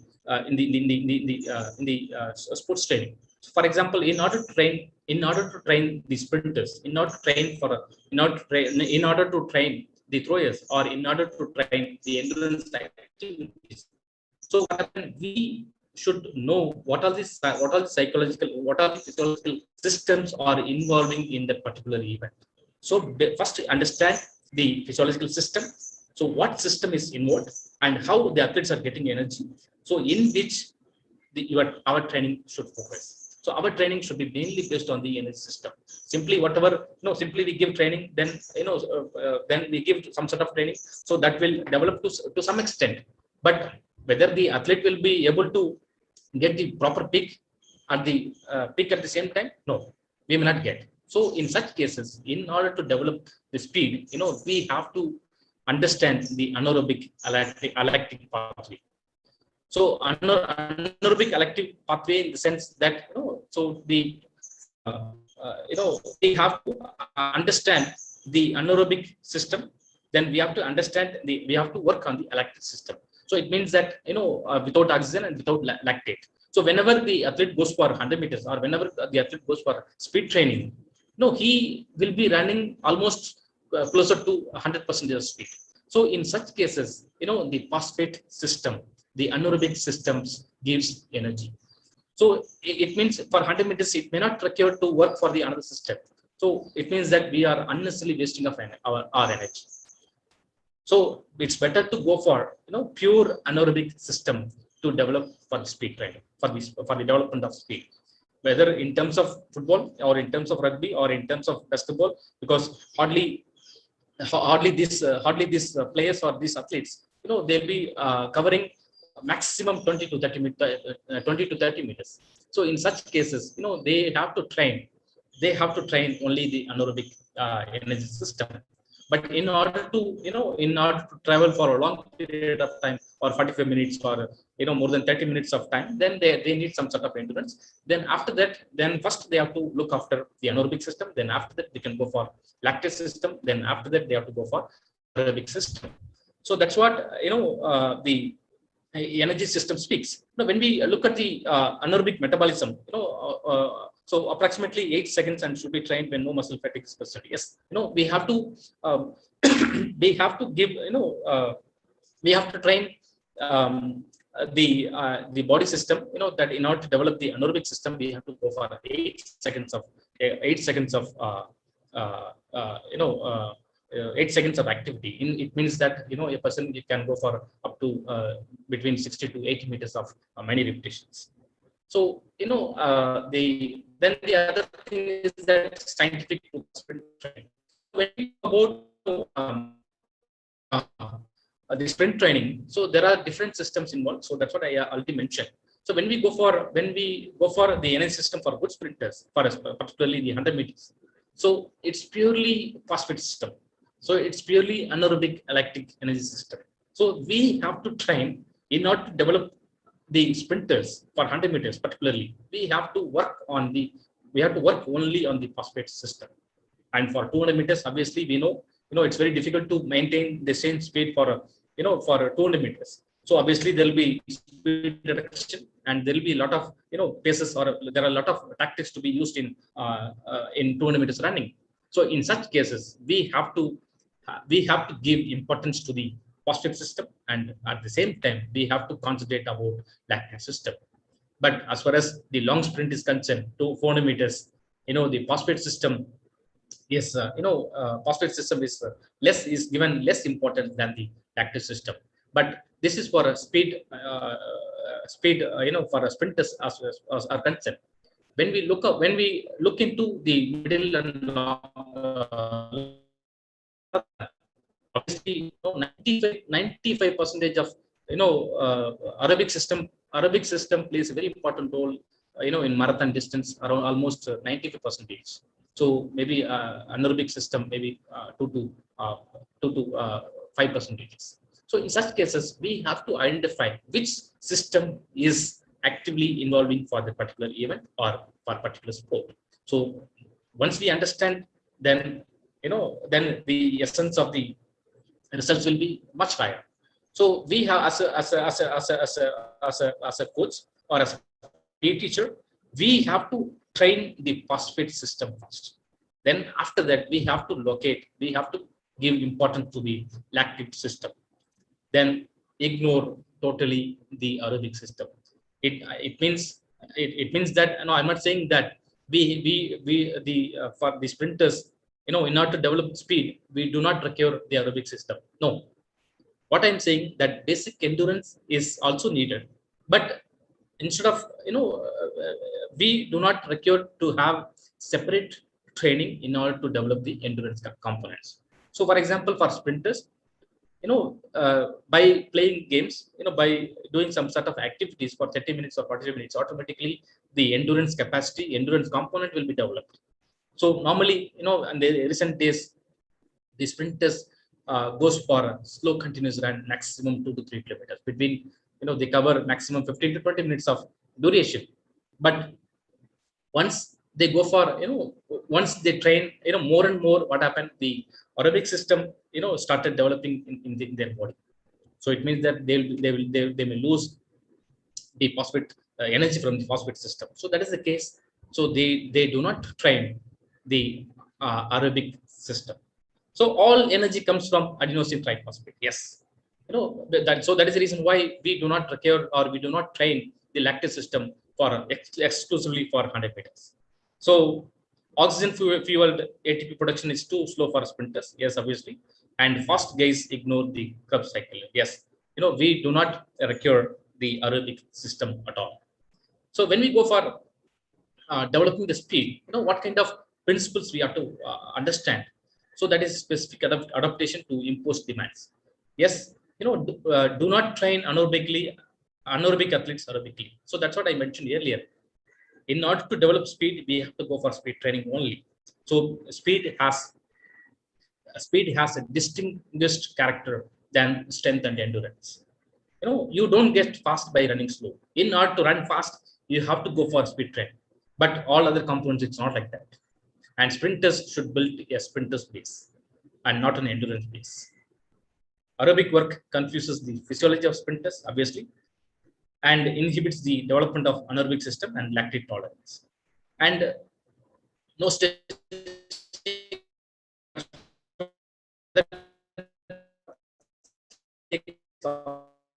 exercise, still there is a sprinters, not only sprinters, even all the athletes, they prefer to go for the dynamic exercises, even dynamic movement. Yeah. So muscle needs to be strong and rubber band. So that's what when we go for a frequent flexibility, stretching exercises. So what will happen? That will affect the elasticity of the muscle. So for that reason, we have to avoid, not avoid, we have to have we have to give less importance to flexibility aspect. And you don't plant beans and grow corn. So in order to develop speed, you have to go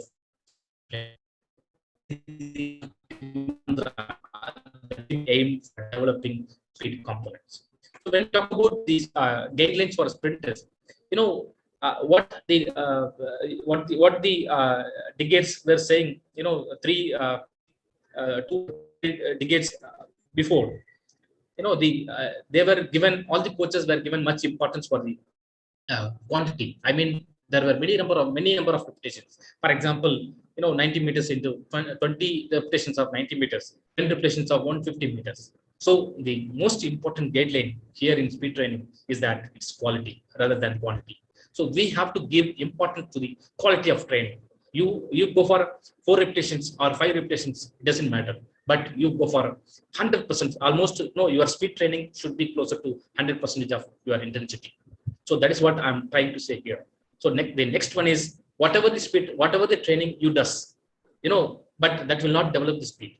For example, even you go for SAQ, you go for a, agility exercise, you go for a tunnel exercise, or you go for turns movement or change of tempo or jumps. Whatever the exercise you do, that will develop, that will develop non-linear speed. That will not develop linear speed. In order to develop the linear speed, you have to go for linear exercises. You have to go for linear runs. No, these two are very important guidelines. Whatever the game you may take, but we have to we have to be consistency about these two important guidelines. One is quality, then the other one is we have to train speed training by doing linear speed. And when we look into the basic principles of speed development, there are different principles we have to follow in order to develop the speed. First, organism must not be tied. Yes, of course, whenever whenever we go for a speed training, that it means that you are going to exert 100% of your effort. It means that your body should not be tired, or your body should not be tight, or your body should not be fatigued. So it means that the entire organism must be fresh and fit, and athlete must be in good mood and must be self motivated. Yes, obviously, even this also the principles of food training, active participation. So whatever the athlete is going to do today or tomorrow, or this week, the athlete should know, because physically, physiologically, and mentally, the athlete will be ready for that particular activity. So that's what the athlete himself, the athlete has to actively participate in the plan. So once the athlete is ready, once the athlete knows that what he is going to do today or tomorrow, then what happens? He will be equipped for that particular training. So in case there is a speed training, then the coach should inform the athletes before the session. I mean, for example, today evening is the speed session. Then the coach should inform the athlete that today you have speed session in the evening. It means that they athlete will be equipped for that particular training. And his speed training must be proceeded by good stretching. Even that is when I don't want to give any recommendation on that, but still there are controversial issues are there. So, but still, in order to develop the stride length and stride frequency, particularly the stride length, we have to have some sort of flexibility in your in our hip joint, in your knee joint. So in such cases, we have to have some sort of flexibility, but not completely. So all exercise must be carried out with maximum intensity. So that's what I said earlier. We not to develop speed, we have to run, or we have to go nearer to the maximum. So the intensity should be done almost 98%. It can be above 98%. So the technique also plays very important role in developing speed, and speed exercises must be placed at the beginning of the training sessions. For example, sometimes you may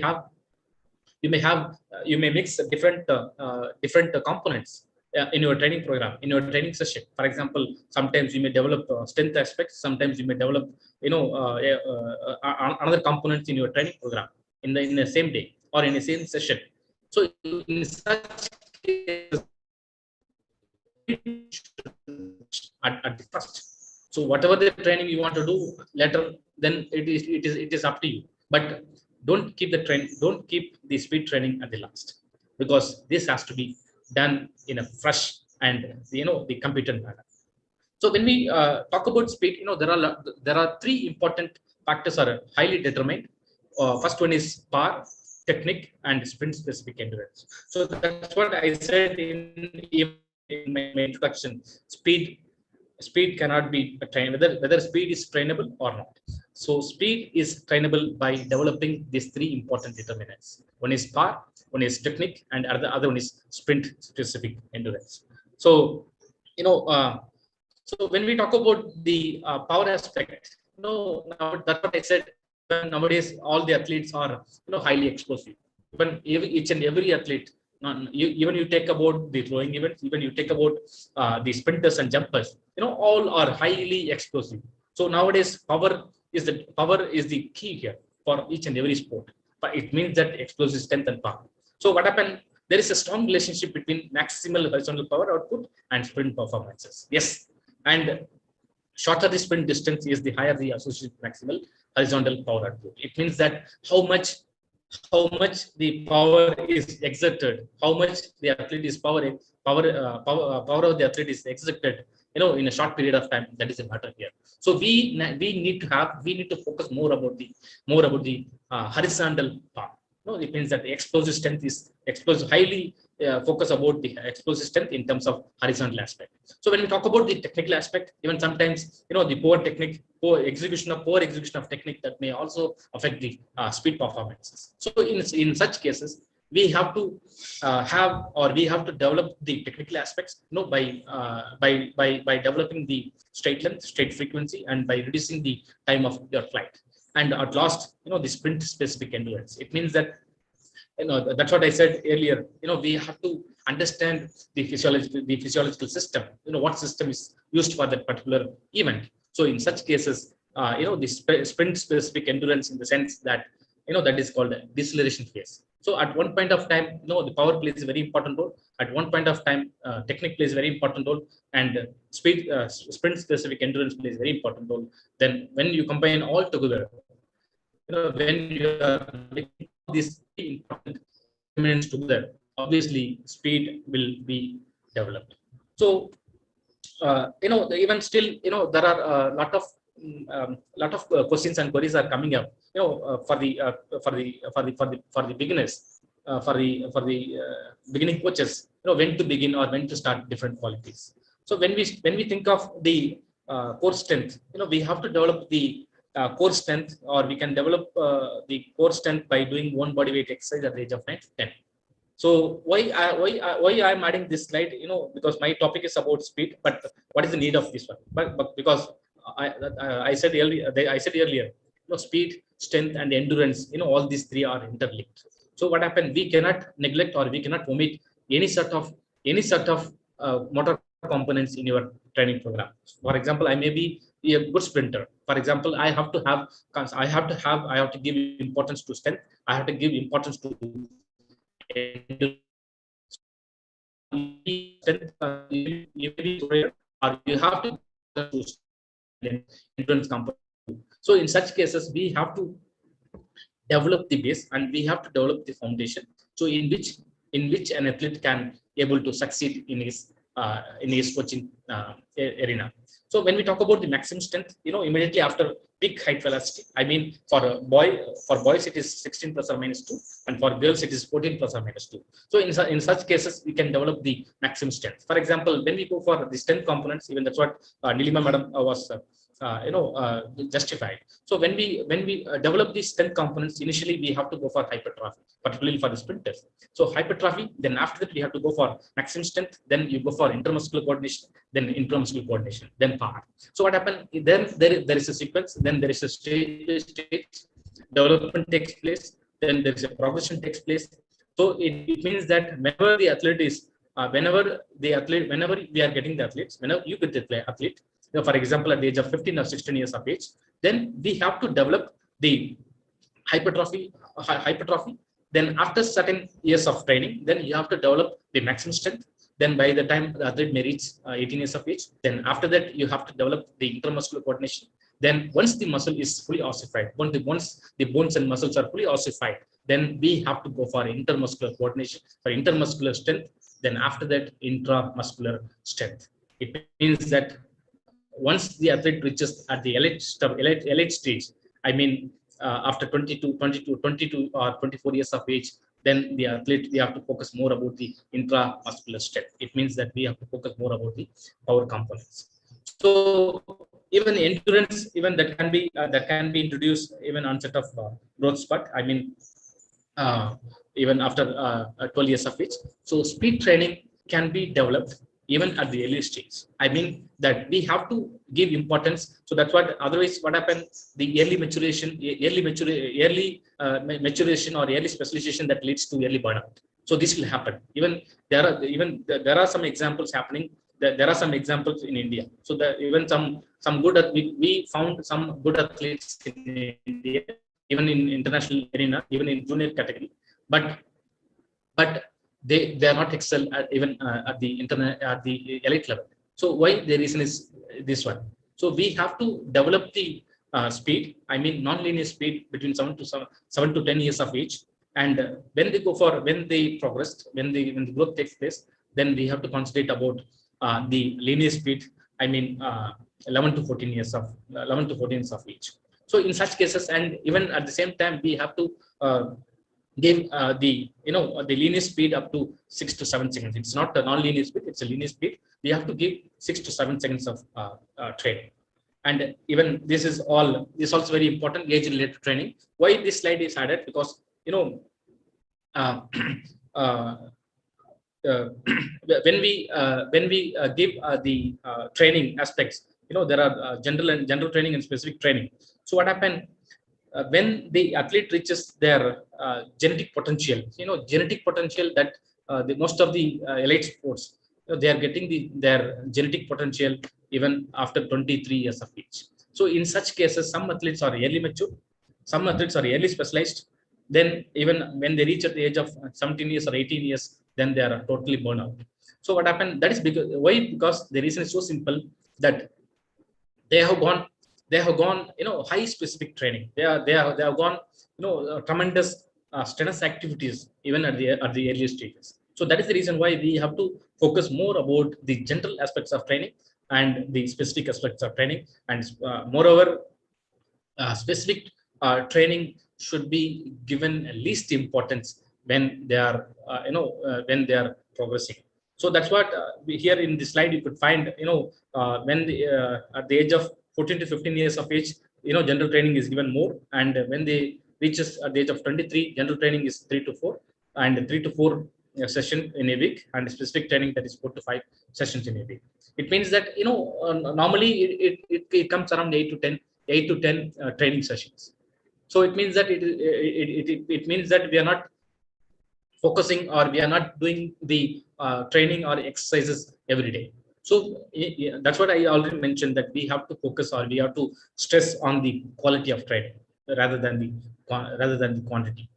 So when we talk about the training principles, so safety, that is very important, and general to specific. So whatever the exercise we do, particularly for speed training, we have to we have to be very specific. And initially we have to go for a gentle exercise, then after that we have to go to specific, then slow to fast, simple to complex. So simple to complex in the sense that, so that's what I mentioned, one example, like for you have to progress complex, hypertrophy, maximum strength, and then variability, yes, variety of exercises. Then the next one is uncomfortable to comfortable. So when we talk about the training principles for speed, um, when we talk about the training principles for speed, there are four important parameters. One is progressive overload. The progressive overloads, I mean that everybody is aware that 10% rule should be implied, that is applicable for progression of load. So when we talk about the progression of overload, this sometimes the athlete, they may when we talk about this overload, uh, it is determined by a series of components such as training modality, duration, intensity, resting period, session rate, running surface, and footwear. Once we are once we are out of the boundary, once we are out of the rule, I mean 10% rule, what will happen? The excessive training or a rapid increases in the intensity, so that will affect the soft tissue. I mean that will affect the muscles. So even the researchers are saying that 2/3 of the hamstring muscle injuries takes place between the pre-competition phase and competition phase. So it means, so sudden rapid increment in terms of overload, that makes you injured. Even most of the hamstring injuries takes place because of this reason. And one more thing I like to say here is that when the training speed, when there is a difference between training speed and competition speed is large, obviously there is also a tendency to go for injury. So we have to develop, or we have to progress from we have to develop the progression. We have to do the progression in a stage by stage, in a sequence to sequence. So for example, I'm doing the speed training in terms of 95%. For 95%, then the next training session will be 98%, or 98, then next is 100%. That is there is a progression. But in case you are doing training, for example, today you are doing 80% of volume, then next training session is 100%. What will happen? There is a vast difference. So the difference is large. So in such cases, you will have your body will have tendency to get your body is not adapted for that particular load, then what will happen? There is a chance of getting injury. So next one is specificity. I mean 2:1 or 3:1. That what is that 2:1 and 3:1? It is the it is a it's a method some of the coaches are following in their career. So 2:1 in the sense that, for example, the overload takes place for 2 weeks and 1 week for recovery. Even some of the elite coaches, they follow 3 weeks of loading the athletes, 3 weeks of loading, then after that 1 week of recovery, again 3 weeks of loading and 1 week of recovery. So likewise, there are a lot of methods, a lot of overload principles have been followed. Even this is even what I have mentioned, that is 2.2:1 or 3:1, that is presently the elite coaches are following in their training program. So when we talk about the specificity, yeah, this is very important. Even this is we have to nowadays, whatever the game you play or whatever the exercise you do, we have to be very specific. So first we must understand what are the muscles are involved. For example, I want to develop, so I need to develop speed. So what happened, what are the muscles are involved in that particular movement?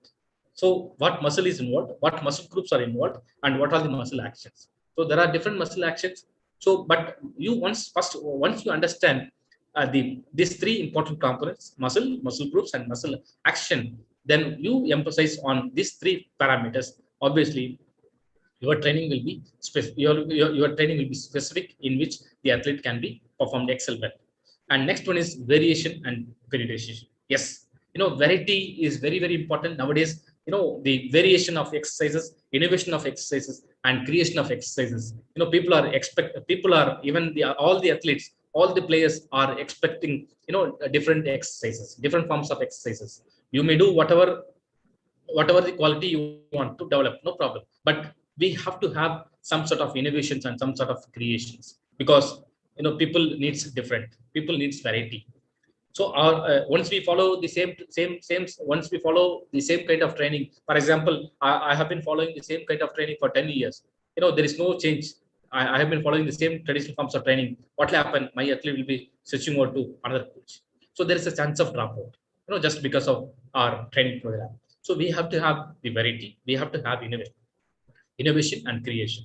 And next one is periodization. This proper, you may have very good athlete. All the athletes are highly potential, but that highly potential athletes should be tuned with the proper coach, with the proper scientific and systematic training. So all this systematic and scientific training, that is mainly based on the periodization, how the coach is planned, how the coach is executed the plan in the systematic way of programming.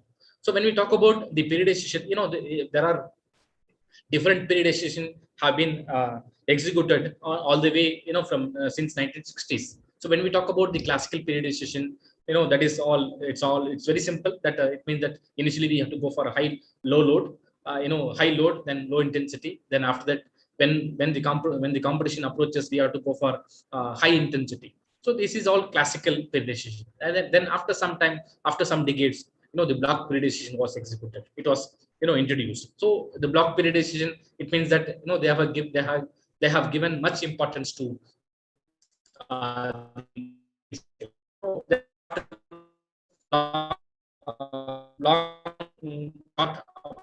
long to short approach model, in the sense, initially we have to focus more about, for example, for example, in 400 meters. So what is needed? Initially they go for aerobic system, they perform lactate system, then they'll come for anaerobic system.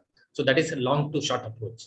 So now all these sprint coaches, even for speed development, the coaches are preferring to go for short to long approach. Even this is the method which is followed by Donon Bailey, which is who was the world record holder and Olympic champion in 1996 Olympics. In 1996 Olympics, he was the champion. So he followed this sort of periodization, that is a short to long approach model. So short to long approach model, it's nothing but the 100 meter sprinting is mainly based on three phases. One is acceleration, next one is maximum velocity, and next one is deceleration or sprint specific endurance. So what he does on Monday, he was focusing about the initial part, I mean the acceleration. So after 2 days, after 48 hours, 48 hours of rule, then he was focusing about the maximum velocity. Then after 2 days, I mean on Friday, he was focused more about the sprint specific endurance. It means so he initially he was focusing about uh, acceleration, maximum velocity, then sprint specific endurance. It means that short to long. So this is the model, this is the existing model most of the elite coaches have been following now in order to develop the speed components. And individualization, that's all. It's obviously everybody knows very well, and everybody is aware that we have to two individuals are not the same. So every individuals are each individual are are having the unique characteristics. So everybody's needs and demands are entirely different. First we have to identify the needs demands and the requirement of the athlete, then we have to imply the training. So individual profile to be created. So in order to develop the speed, for example, 14 years of boy, X and Y. So one athlete is matured and the another athlete is not matured. So it means that the athlete who is matured, who might be having a lot of potentials just because of the maturation. So initially the coach should understand, the what is the individual needs and demands. So based on that one, our training should be. So when we talk about the uh, I think there's a shortage of running time. Then let me complete my presentation in just 5 minutes. And when we talk about the training methods just to develop the speed, we have to. There are a lot of parameters in which we have to develop speed. First one is acceleration. So in order to develop the acceleration, we have to give the distance between 10 to 50 minutes. So that's what. Then we have to go for 98% of more than 98 or more than 98% of intensity. So recovery is 2 to 7. So when we go for acceleration, maximum velocity, sprint specific endurance. So when we talk about all these three important sprint phases. So this has to be done in above 95% of speed. So then only this quality will be able to improve or develop. So in such cases, whatever the phases we have, that has to be developed. So initially, that you may adopt long to short approach or short to long approach model, or you may adopt a block periodization or classic periodization or traditional forms of periodization. Doesn't matter. But speed training, that should be trained under high intensity of exercises. That it means that 98% and above. So when we see, this is the sample mesocycle for sprinters, for the speed development. So when we begin our training program, when we talk about the early preparation period, so that is hill sprint. So we are focusing about hill sprint. Then the athlete is progressed from hill sprint in the sense to resistance sprint. Then here load is given. Here also load is given. Then mid preparation period. Then the athletes will be switching over to late preparation period. It means that from high load, it is converted into acceleration. Then from acceleration to maximum velocity. Then from maximum velocity into power. It means during the preparation, during the competition season, the athlete will be able to get the maximum peak at competition period. So the progress overload should be maintained. Specific adaptability to be maintained, and we have to. That is in terms of speed, and this is in case of strength components. So that's what I mentioned earlier. Initially, we have to develop the hypertrophy, then maximum strength. Then after that, we have to go for intermuscular, then power. Then after that, then when the athlete goes for mid-season and the competition season, then the athlete should be highly explosive. So then he has to go for more plyometric sorts of exercise. So then, likewise, these are the examples of mesocycle to develop the speed components. So fitness characteristics for sprinters for speed. So general preparation, what are the factors we have to give importance? Aerobic endurance, strength endurance, mobility, like this. It is listed down. And special preparation, some of the parameters that can be developed, that is developed only in the general preparation period, and some we have to give more importance in special preparation period. And what all some qualities are developed here and developed here, and that we should not give importance here. For example, hypertrophy is already developed in general preparation period, even in special preparation period. So it's not necessary to give hypertrophy in competition specific period. It means that we are wasting our time. So in such cases, we have to prepare a program, whatever the program you prepare, or whatever the event you are going to train, or whatever the sport you may be. So we have to list down what are the qualities to be developed in each and every components, each and every season. So based on that one, our training program should be. And uh,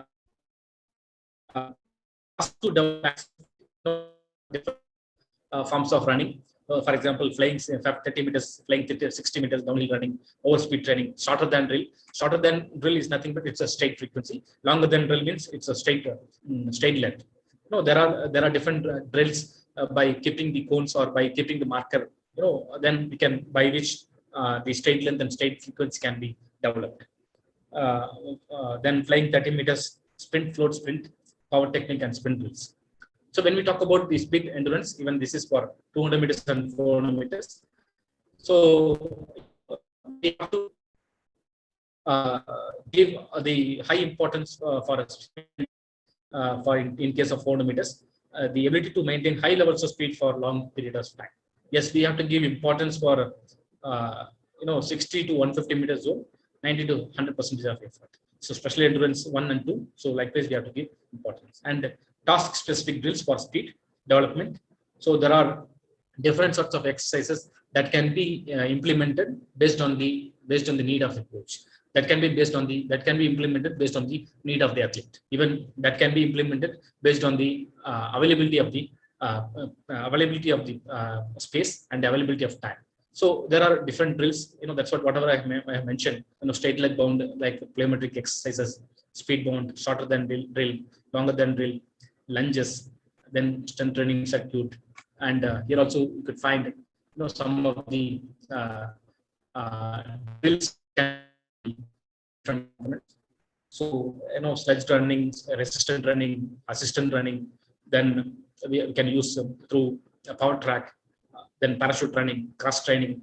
There are contrast training. So we can use multiple components to develop speed aspects. So with this, let me conclude my presentation. So do not apply distance rules. Yes, whatever for all the sports, generally different. When we look into the speed component, we have to specify more about speed. So in order to develop speed, we have to go for speed training only. So, but some factors are also important in order to support this strength. So I mean strength and endurance, but we have to give less importance to endurance than the strength components. So we have to try initially the phosphate system only. Then we can, to some extent, we can develop the electric system and ignore the aerobic system. And even I'm repeatedly saying that no stretching, even basic stretching is required, basic flexibility is required for all the athletes, but for sprinters, frequent stretches are not advisable. That will affect the elasticity of the muscle. So all the training program should focus about the dynamic warming up and dynamic exercises. Sprinting is all about electrical. How the electric passes is very quick and faster. So in such a way, sprinting is all about electrical, and it's not related with chemical components, or it's not related with the cardio aspect. So train fast fibers to create bounce and stretch reflex. We have to go for explosive sort of exercises. We have to go for plyometric exercises, and we have to go for high power plyometric exercises, because for speed development, we need to have the power output. That power output can be developed by developing explosive strength and power. So for that, we have to have plyometric exercises, and jumping improves sprinting improves jumping. So that's what I said. We have to have this sprint development, strength development, and endurance development. But speed and strength development are almost closer. But endurance development may not require that much when compared with all other two components. So with this, let me conclude my presentation. Do not treat your cats like dogs.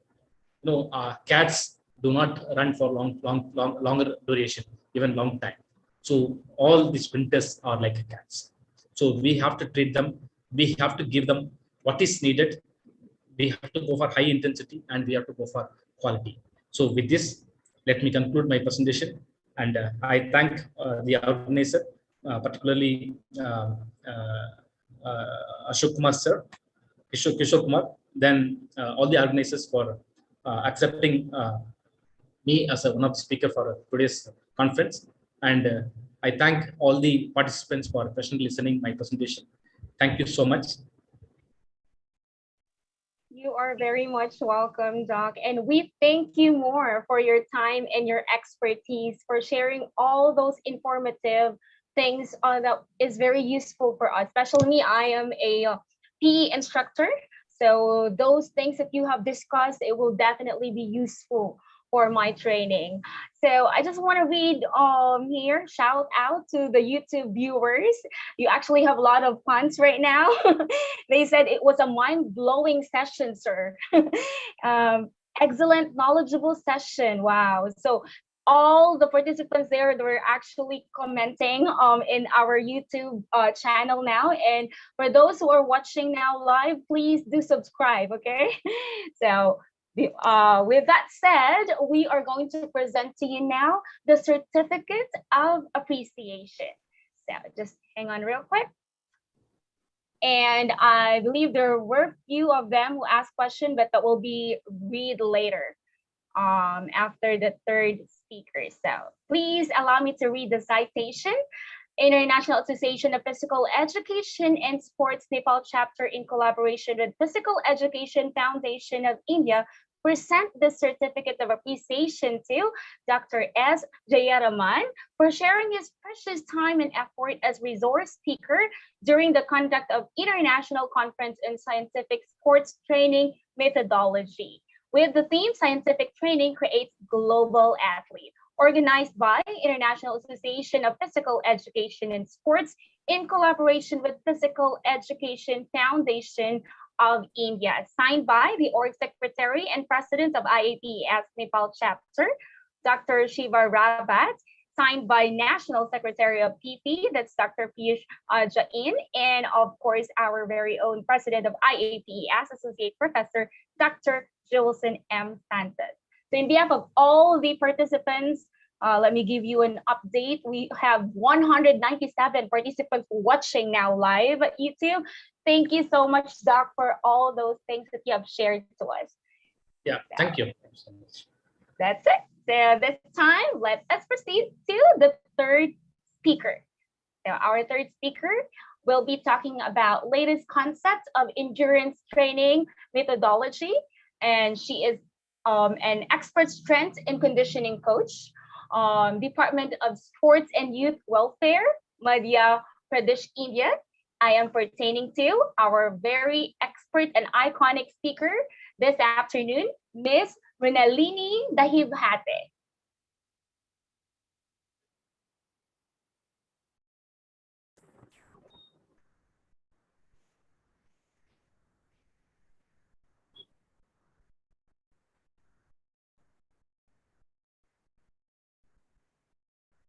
Hello everyone, am I audible? Yes, very much. Okay. And I can also see you now.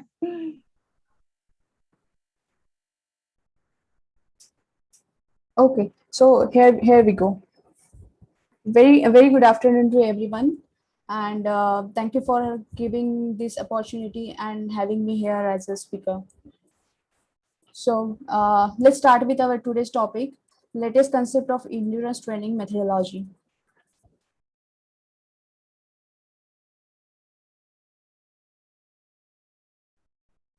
So, no matter what distance you are training for, or no matter what is your goal, all athletes need one thing, that is endurance. Endurance training is what increase your ability to resist early fatigue, recover from fatigue, and give you incredible performance. Endurance training is exercise for a long period of time, and it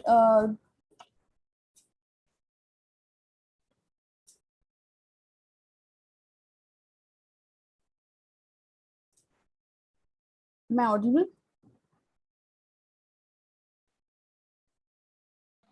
Yes, ma'am. You're audible, ma'am. Okay, okay. So endurance training is exercise for a long period of time, and it does two important things. First is it improves your cardiovascular system, and second is increase your muscle ability to use oxygen to create energy. Your muscle need oxygen to make energy and keep you going on. So key building endurance is to improve your efficiency and effectiveness of your training. To get oxygen from the air, your muscle required to use some systems.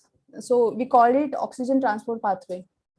In air, if air enters in your lungs, where oxygen diffuses into RBC, then heart pumps the blood into your muscles.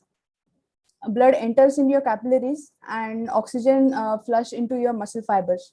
Mitochondria in your muscles use the oxygen to burn the fuel and to create some energy. You use this energy to perform the sport.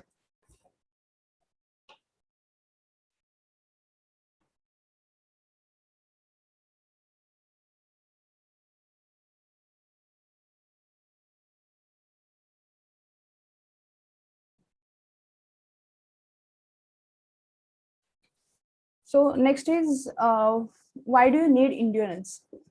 When athletes get tired or fatigued, their biomechanical or their form can get changed. It can get altered.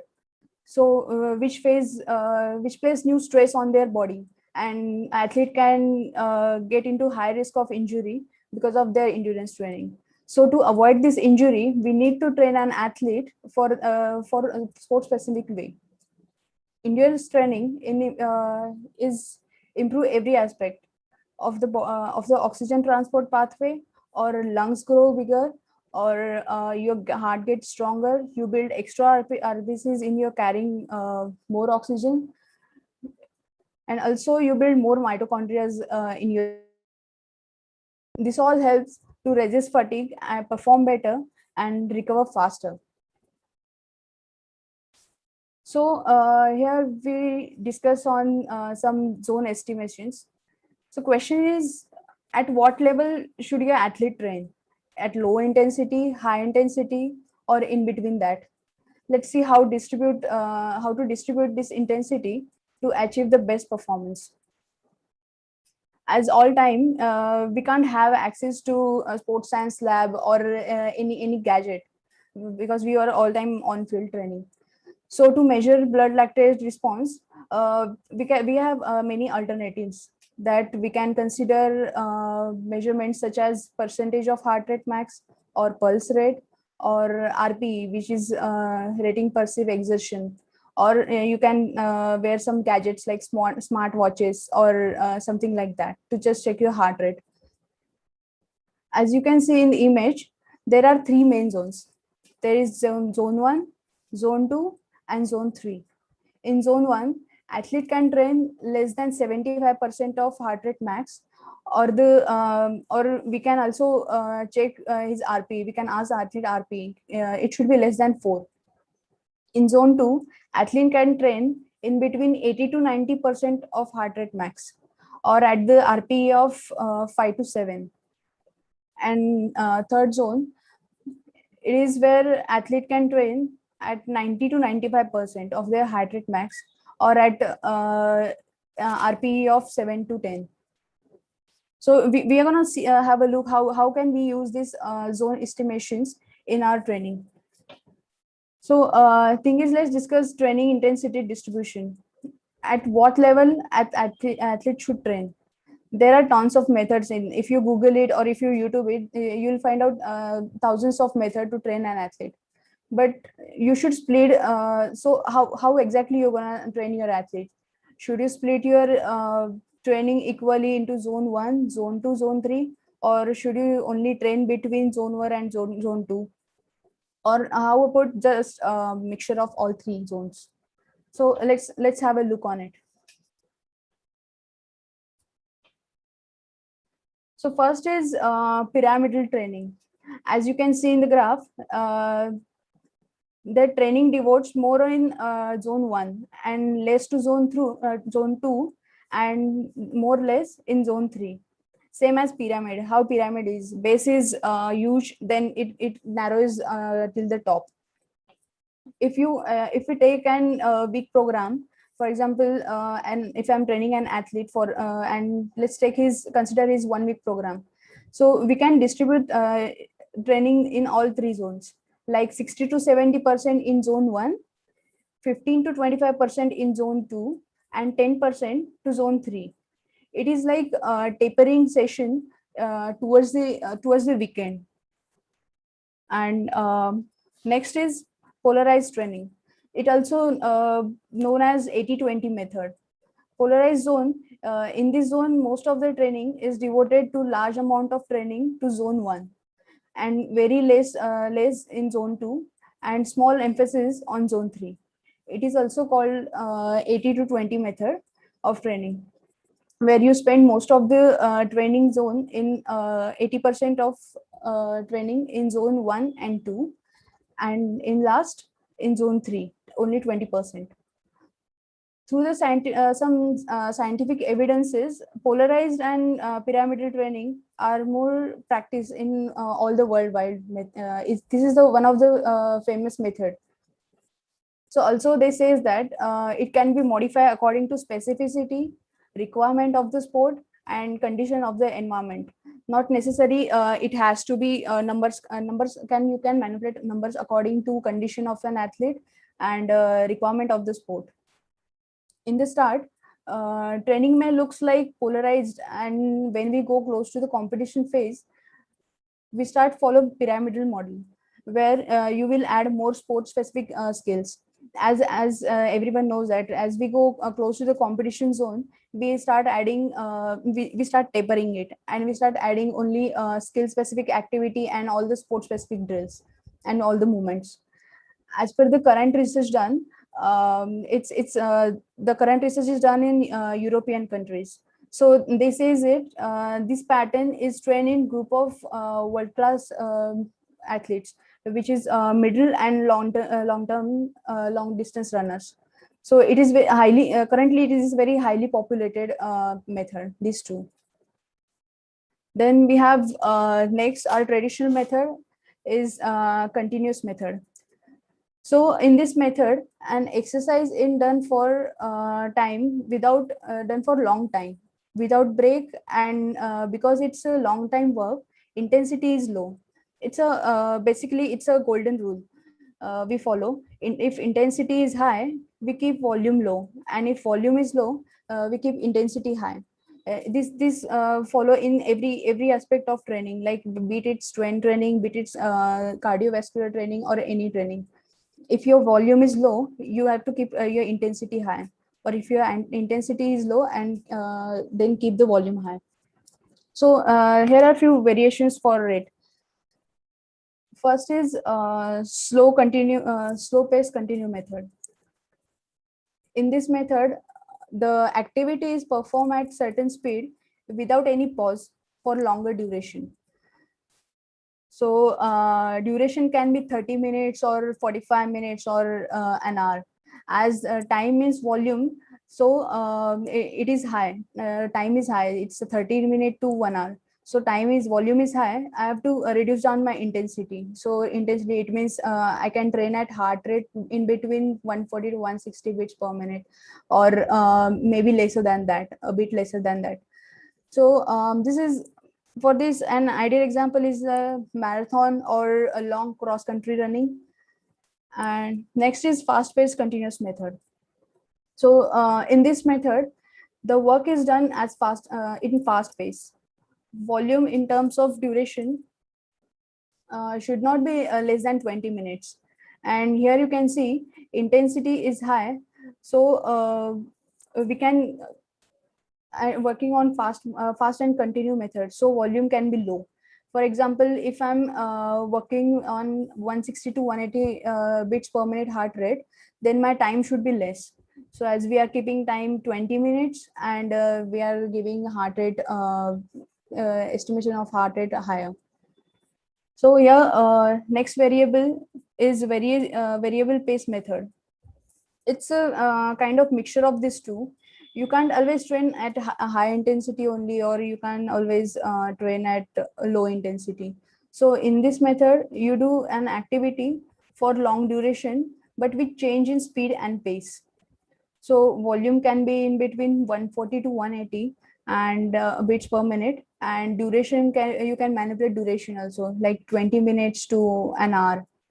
With this method, so this method is mainly used for both the activities. For you can train your aerobic capacity also and anaerobic capacity also. Next is interval training method. So in this method, interval training, it means there will be incomplete recovery and rest in between two repetitions. For example, if I'm keeping cone of in 20 meter, and I ask my athlete to sprint for 20 meter and jog back, he can't walk back, his heart rate will rapidly go down. So I'll ask him to jog back again. I'll ask him to go for 20-meter sprint and 20-meter jog back.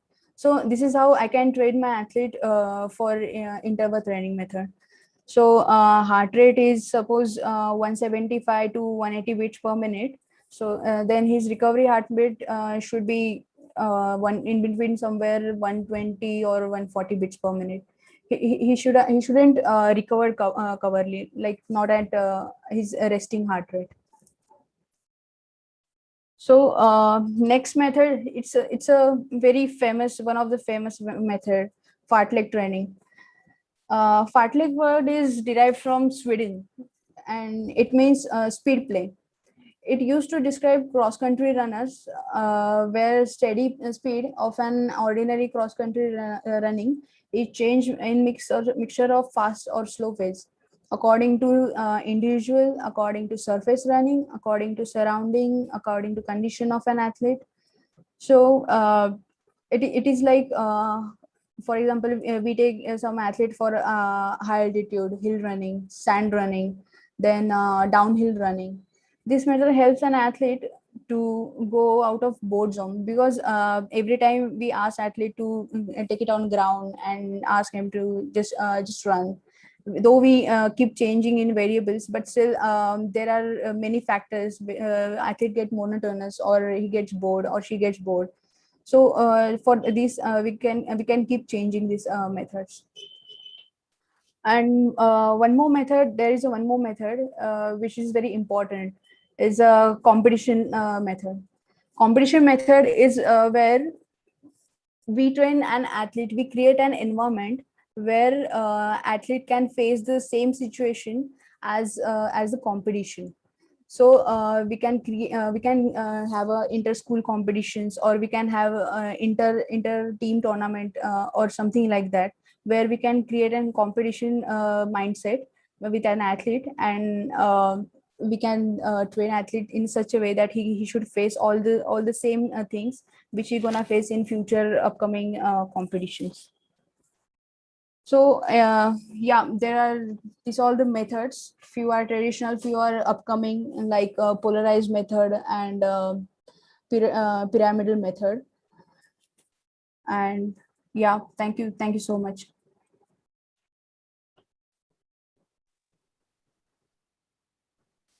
All right, thank you so much for that, Ms. Nalini Dulhate. We really appreciate your topic, and I couldn't agree more with our participants now in YouTube. They were actually telling here very informative and useful session, ma'am. They're also saying that They have gotten a lot of knowledgeable things from your topic. Yep, Very thank you. informative. Yeah. So I really couldn't agree more with all the positive feedback that I can see here. So again, thank you. Thank you so much, Miss, for your time and for being with us this afternoon, for sharing your expertise.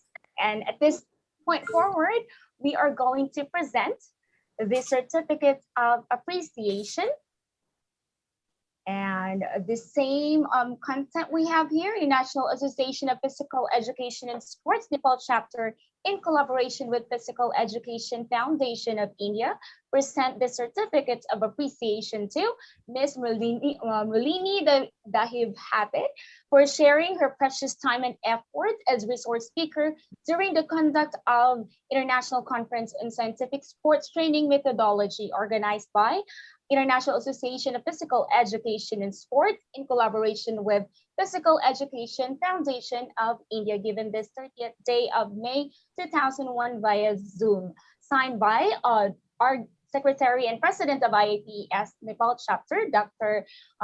Shiva Rabat, and National Secretary of PV, Dr. Piyush Jain, and the President of IAPS, Associate Professor Jewelson M.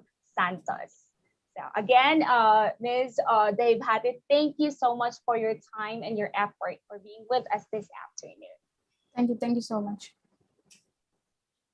And let us move on to the next part of this session, the most awaited part of our YouTube participants. Let me call in the master teacher of Mataas na Paaralan, Niptali Gonzalez, our very own Miss Prudence Palon, to conduct the open forum. Hey, good afternoon, everybody. So, thank you very much for our three speakers for this day. So, we will have first questions for our first speaker, which is Dr. Nilma Despande. So, I have here a few questions for you, ma'am. First is there any starting age group to start strength training for a badminton player who will be performed in a tournament?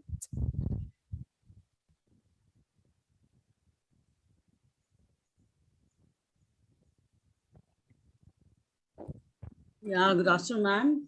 Good afternoon. Please, can you repeat the question? Okay, the question is there any starting age group to start strengthening training for a badminton player who will be performed in a tournament? What is the age of the badminton player? It's ages 12 to 15 years old, ma'am. Okay. Like strength training, I have already explained. Thank you for the question. Like before puberty, we have to keep in mind the puberty of a child. So you can start the strength training, but not in the form of weights. You can give own body weight exercises and you can continue with them. As the puberty below 14 for female, and after 1 year, male get the puberty. So whenever you are starting the strength training, like a child, running, jumping, throwing is prime things the children do. But like if you want to start specific strength training below 12 years of age, especially for the badminton player, you can use 1 kg medicine ball, you can use some TheraBands, you can use this type of implements and you can start the training. But before planning the training, you must see some parameters of the athlete. Like if a 12-year male or female, maybe a 12-year is having weight 40 or 45, or maybe one 12-year-old is getting just 35 to 40. So weight, you have to keep in mind for the training of the weight, and keeping in mind, you can start the strength training with the own body weight, like 6 inches platform. They can start the plyometer with the cones, flat cones, and a lot of what you call skipping rope drills are there. You can give them a lot of skipping rope drills. Half kg modified bands are there. You can use with different strength training parameters with a medicine ball, half kg TerraBands, TerraTubes, and what you call weights. So not more than that, but you can start with the different gadgets with the own body weight and with the different gadgets, but it's better not to take them in the gym and with the gym equipments or free weights. You should not give them free weights. But as a badminton player, they need a sequentials like speed, agility, and quickness. So for badminton players specifically, you can give a lot of speed drills, you can give quickness drills, and lot of drills which is with a very light implement. Like you can take 1 kg medicine ball, small balls you get. With that, you can give the training. Is it clear? Okay, so thank you very much. It's very clear. So next question. What are the alternative scientific approach of conditioning team sports in a very limited resources? Okay, first and foremost thing is that what is conditioning?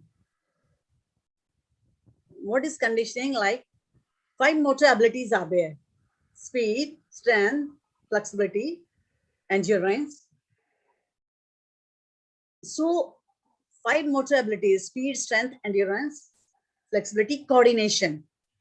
So when you want to start conditioning part, keeping in mind the age, specifically before puberty and after puberty, you can start conditioning with own body weight. You can plan. And if you're asking for the conditioning, can I know what age group you are preferring? Especially, ma'am, can you tell me what age group conditioning? Most especially, ma'am, it's high school. Okay. Yeah. High school means they are above 16?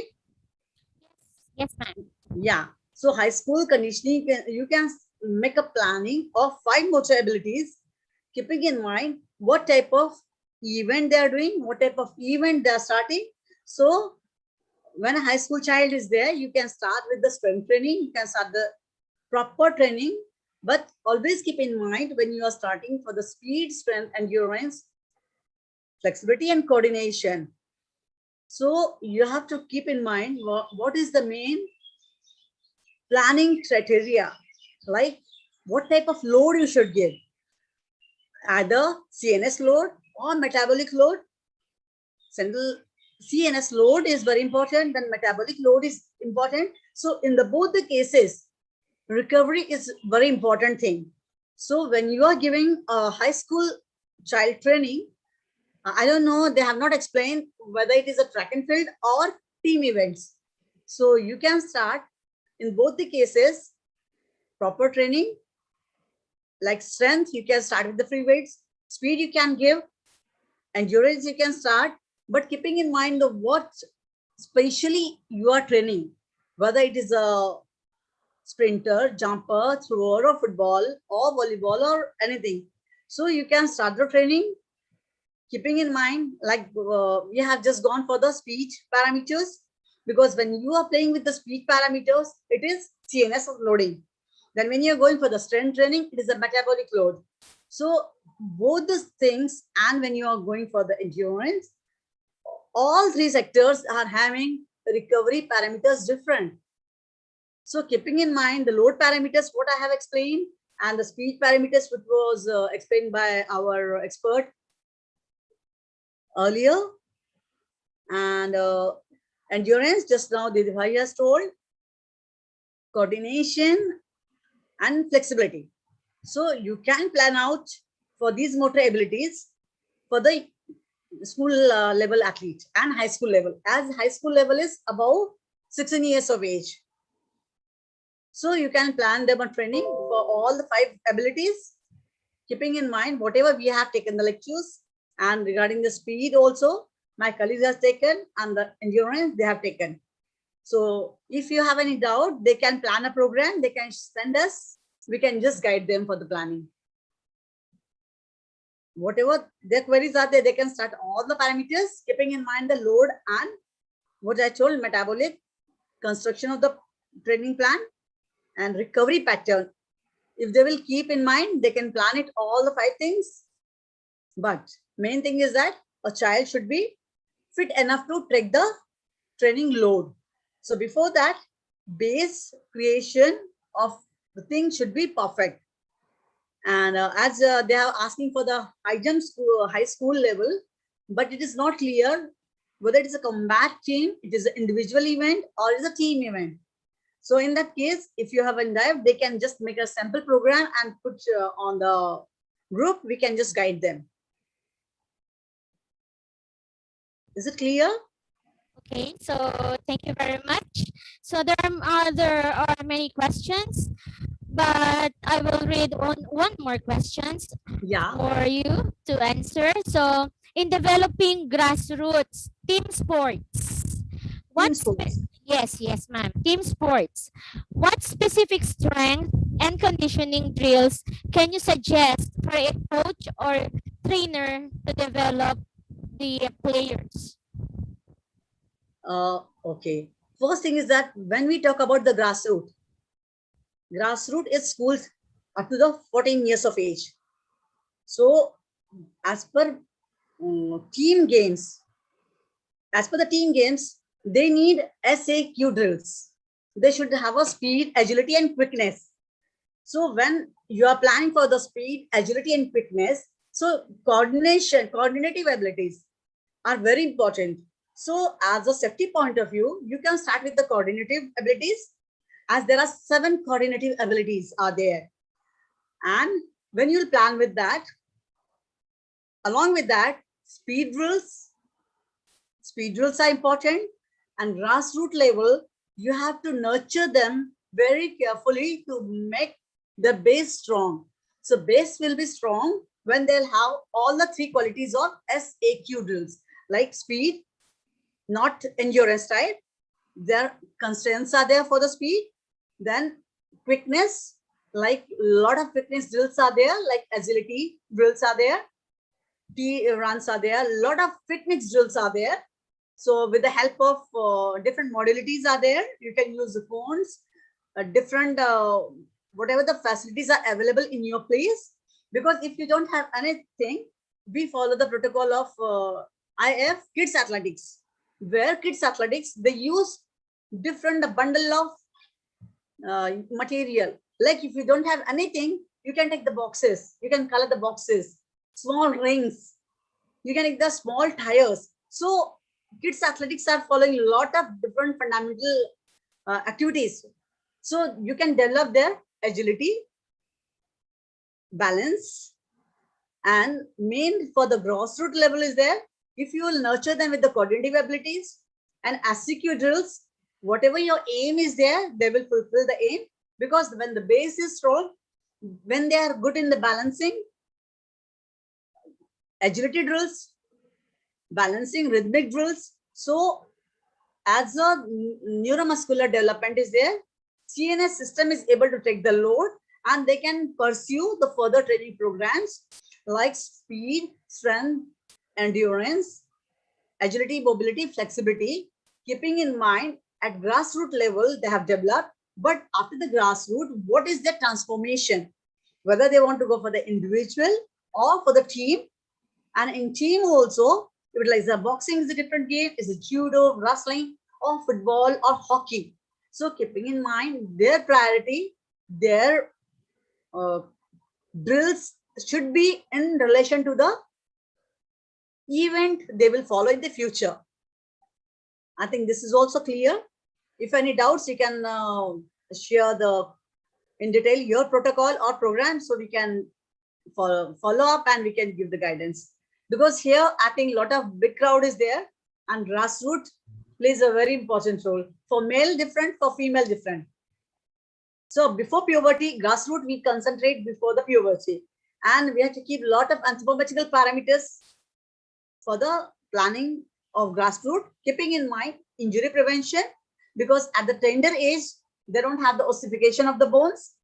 They are very, as the ossification of the bones is not there, their ligaments, tendons are very soft and they're more used to prone to injuries. So keeping in mind the avoiding injuries, we have to plan the program for them.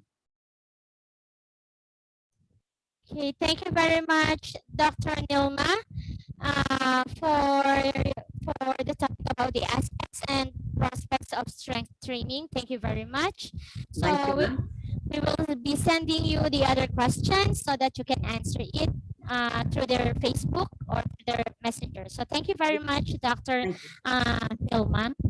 Thank you, ma'am. Thank you, ma'am. Okay, so we will now proceed for our second speakers, Dr. Hayaraman, for some questions.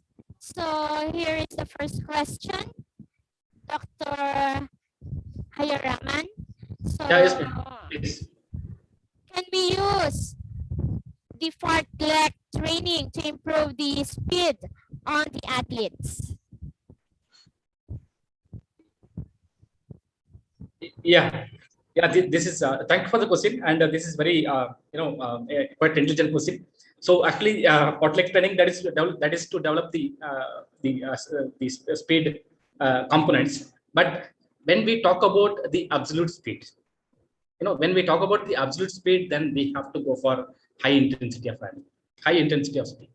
So even there are not only fartlek training, there are some sort of training program, even fartlek training, even cross training, even ins and outs, and complex training. This sort of training also will develop the speed components, but to what extent? So the question here is that, so speed fartlek training that can be developed. Even fartlek training, it means that we are not going for higher ends of repetitions. So fartlek training in terms of, for example, when we do fartlek training for speed training, so they'll go for maximum 20 meters or 30 meters or a fan. So in such cases, so that's what I mentioned in my presentation. So when we go for any sort of speed training, so that has to be done in high intensity of training. So it can be fartlek training or any sort of training what we do, it's not a problem. So whatever the activity which we do, but once we focus about the higher intensity of training, it means automatically that will develop the speed components. So obviously fartlek training develops the speed. Okay, so thank you very much. Another question. So what distance is required for sprint for a badminton player perform in their daily physical activity session? Can you repeat, ma'am? What kind of? What distance is required for sprint for a badminton player to perform in their daily physical activity session? Yeah, what consistency? So what distance is required? Oh, distance. Okay. Yes. Yes, ma'am. Even I have, even in my presentation also I have mentioned that most of the sports. So most of these sports like rugby, football, and hockey, they are covering maximum 20 to 30 meters.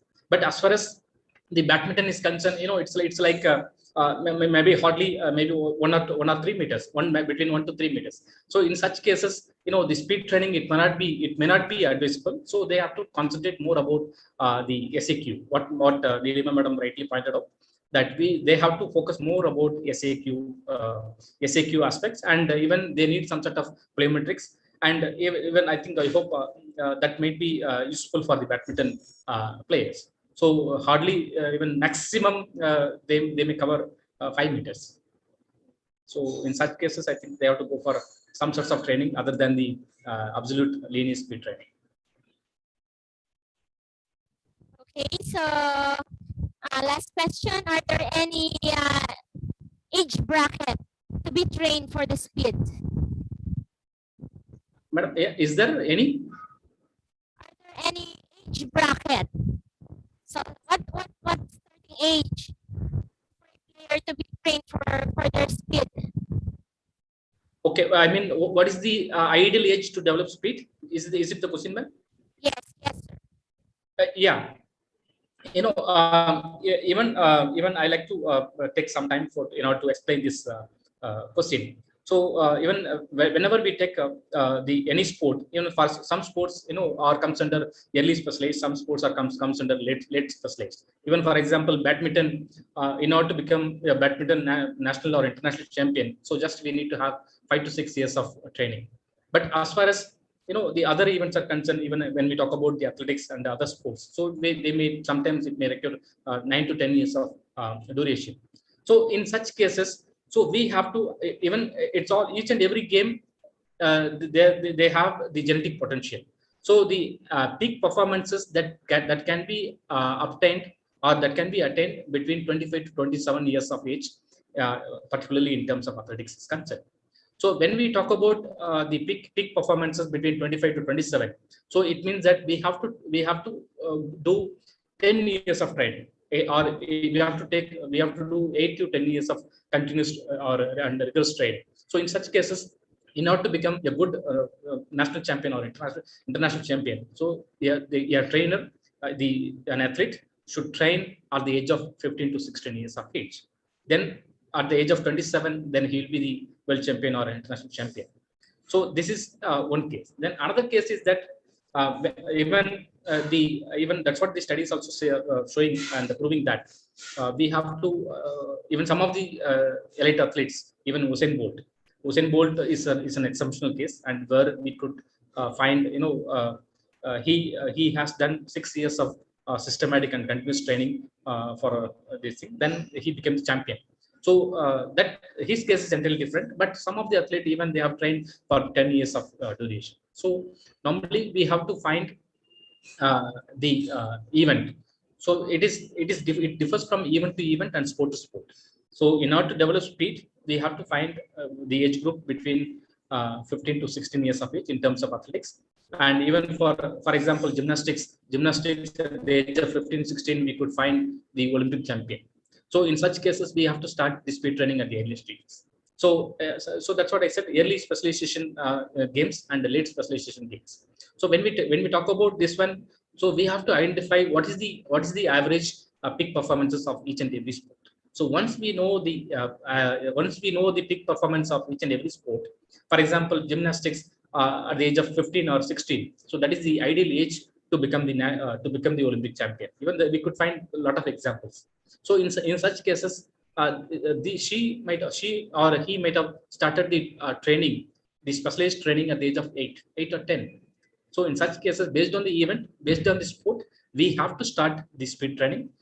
So this is what my suggestion, madam.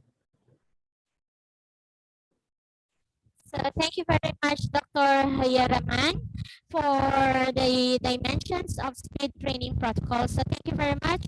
So we will also sending you some questions so that you can answer it. So again, so thank you and congratulations for your talk for this day. Thank you. Yeah, thank you, madam. Okay, let's have now Mom MJ. All right, so thank you so much for the very energetic question and answer portion. I know Mom Prudence is having a hard time to filter what is really the top most question that needs to be answered by the speakers, because as I can see in our YouTube live, as of this time, there's really a lot of questions, meaning to say all the participants are well engaged, right, Mom Prudence?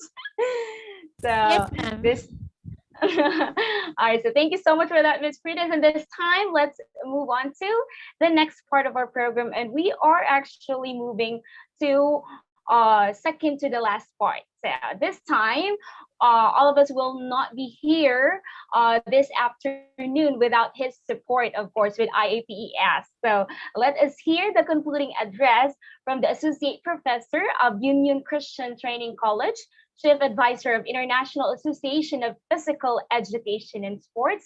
I am pertaining to the very iconic and very hands-on Dr. Kishore Mukhampadhyay. Doc? Okay, may I audible? Hello, may I audible? Hello, madam. Yes, Doc. Very audible. Okay. So today I am afraid because my network is not working.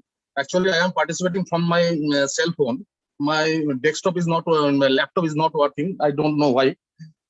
But still, in the today's international conference on sports training methodology organized by International Association of Physical Education and Sports Nepal chapter in collaboration with Physical Education Foundation of India, today we have our inaugurator, Dr. Joelson M. Santos, President, International Association of Physical Education and Sports.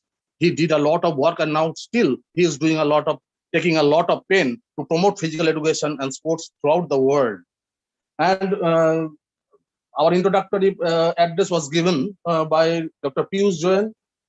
He is the National Secretary of Physical Education Foundation of India. He is also doing a lot of work to promote physical education and sports, not only the physical education and sports, but also the general population, so far as health and fitness is concerned.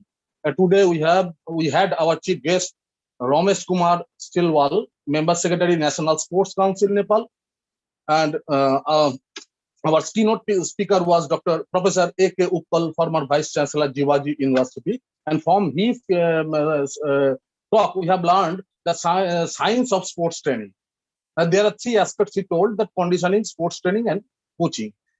These three interchangeable terms are we are using. Conditioning is with combination with skill will be much more important for promoting the sports training.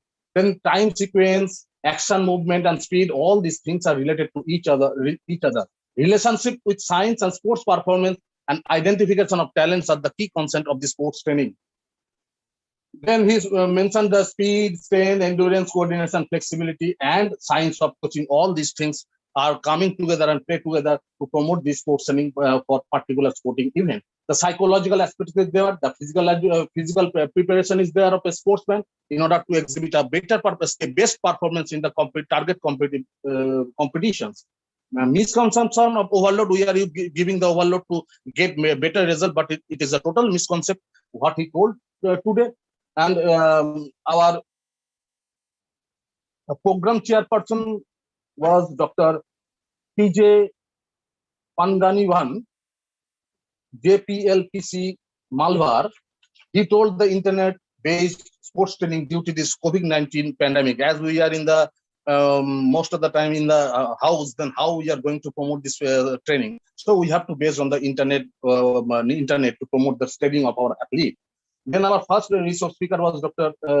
Nilima Deshpande. Her topic was aspects and prospects of sports training. He has given the use of the speed training, strength training for rehabilitation, performance in competition and sport, fitness, health, and well-being, stabilizing the health and well-being and body building. All these things are related with speed. And there she has mentioned the mode, frequency, load, intensity, exercise order, and volume. All these things are related each other for promoting the strength training. And so far as the resistance are concerned, she has mentioned body weight can be a resistance, then extra weight, then resistance of opponent, the air resistance, water resistance. All these things are there. Ability, a lot of muscle group to exert a maximum force. You can consider as the strength of an individual. Now, for adaptation purpose, maximum strength activity, so the hypertrophy may occur, which leads to adaptation. The 5 types of strength, she explained: explosive strength, maximum strength, endurance, eccentric strength, relative strength, and then the various ways to develop this strength. And last of all, she mentioned the BOMPA periodization for the strength training development. In our second resource person was Dr. S. Jaraman, and his topic of speed training protocol. Speed qualities are required almost all the sports, and it is we can found the statistics say that the 25 and 26 years are the most prominent age for maximum gain performance in the case of speed. All type of racket sports and every sports there are speeds are required, and it is a trainable aspect by proper training, tactics, and developmental part. All these things are there. Tactics, strategical point of view, and the training is the key prerequisite for development of speed of an individual. Degree and development of depend upon the ability of the choice of activity, coach, and choice of training. All these things are there: muscle fiber type, flexibility, reaction time, body fat, physical makeup, and speed of the muscle contraction. These are the aspects of this speed training protocol. Then principle of speed training depends upon the mood. Self-motivation must not be overtrained. Good stretching, maximize intensity, beginning of alternative sessions. All these things are required for this speed development. And speed determining factors are power, technique, speed, specific endurance, and age-related training. All these things are there. And he mentioned the principle of speed training, that is progressive overload, specificity, volume on periodization, and individualized factors. All these things are determining the speed training protocol of an athlete. And for that reason, he mentioned the multiple training drill. And our last resource person, madam, and her concept, her topic of deliberation was concept of endurance training methodology. And Madam Muralini they described it quite nicely. It is the ability. What is the endurance? It is the ability of to carry out a task for a longer duration of time without fatigue. Then she has mentioned the different intensity zone: high, moderate, and low. Then pyramidal training method, polarized training aspect, then continuous method, slow continuous, variable paced method, intensity and density. Depending upon the intensity and volume, we can easily slow, fast, variable. We can monitor our continuous training method. Then interval training method, she discussed the part-led training method as well. So these are all about the sports training for these three basic components we are going to cover. That is the speed, strength, and endurance. And as we know, the Nepal chapter of physical education and sports science has newly developed, and it is their first program.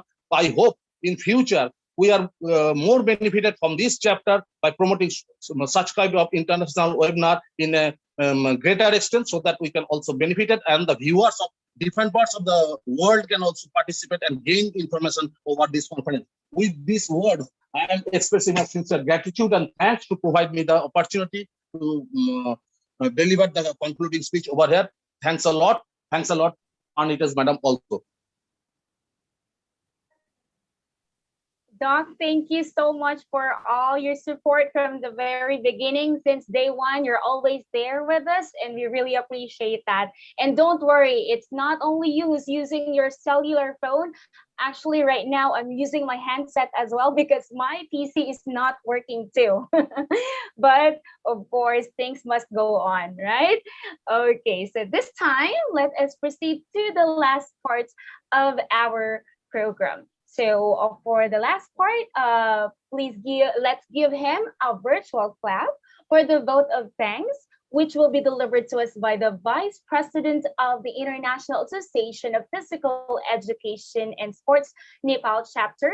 I am pertaining to the very supportive and iconic Mr. Diwakar Lai Amatya. Sir?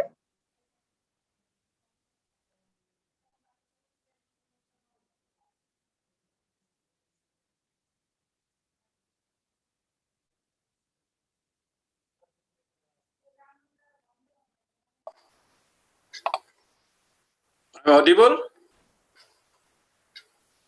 Okay. Yes, yes.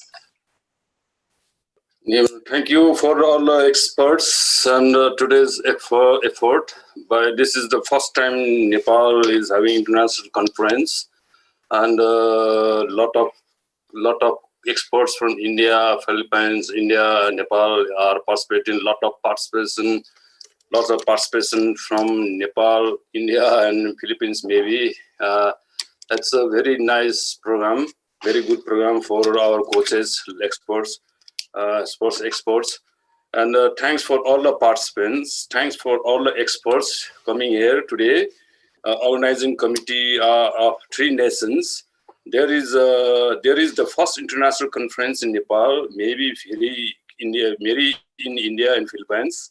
Research to athletes. What Nepal in India research in. I feel that I went back to 25 years back because I'm a product of NIS. I did masters in 92, 94. I did masters in Patiala. At that time, my time, no teachers are there in now. Yes. Kane, Boson, that did sports medicine experts, they're all retired. Now my colleagues, students are all there in Patiala. They are also all retired. So, but in Nepal, I'm still working. I'm a not retired person. I'm still running Masters Sports Science in Tribhuvan University, and we are doing Masters degree in Nepal also. And within 1 year, next time there will be Bachelor's degree in Sports Science also. So we are very far away from you people, and we are doing very good. Lastly, three concerned nations I would like to thank to all the organization, experts, participants. Thanks to all the nation masters, and I am very happy to share with. I am very delighted to delight your knowledge to share with Nepali participants and sports experts. And very thank you for the organizing this conference. Thank you very much. Thank you. Dr. Shiva, do you have any parting words as well? Yes, Doctor, I have to provide notice to the Nepalese participants regarding this form. Notes we needed. Maybe PowerPoint presentations you can send to Mr. Butt.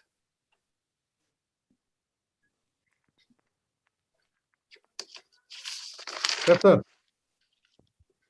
सम्पूर्ण नेपाली कोचेसहरू उपस्थित हुनुहुन्छ सम्पूर्णमा मेरो नमस्कार र सम्पूर्ण गुरुहरूलाई म के अनुरोध गर्न चाहन्छु भने हाम्रो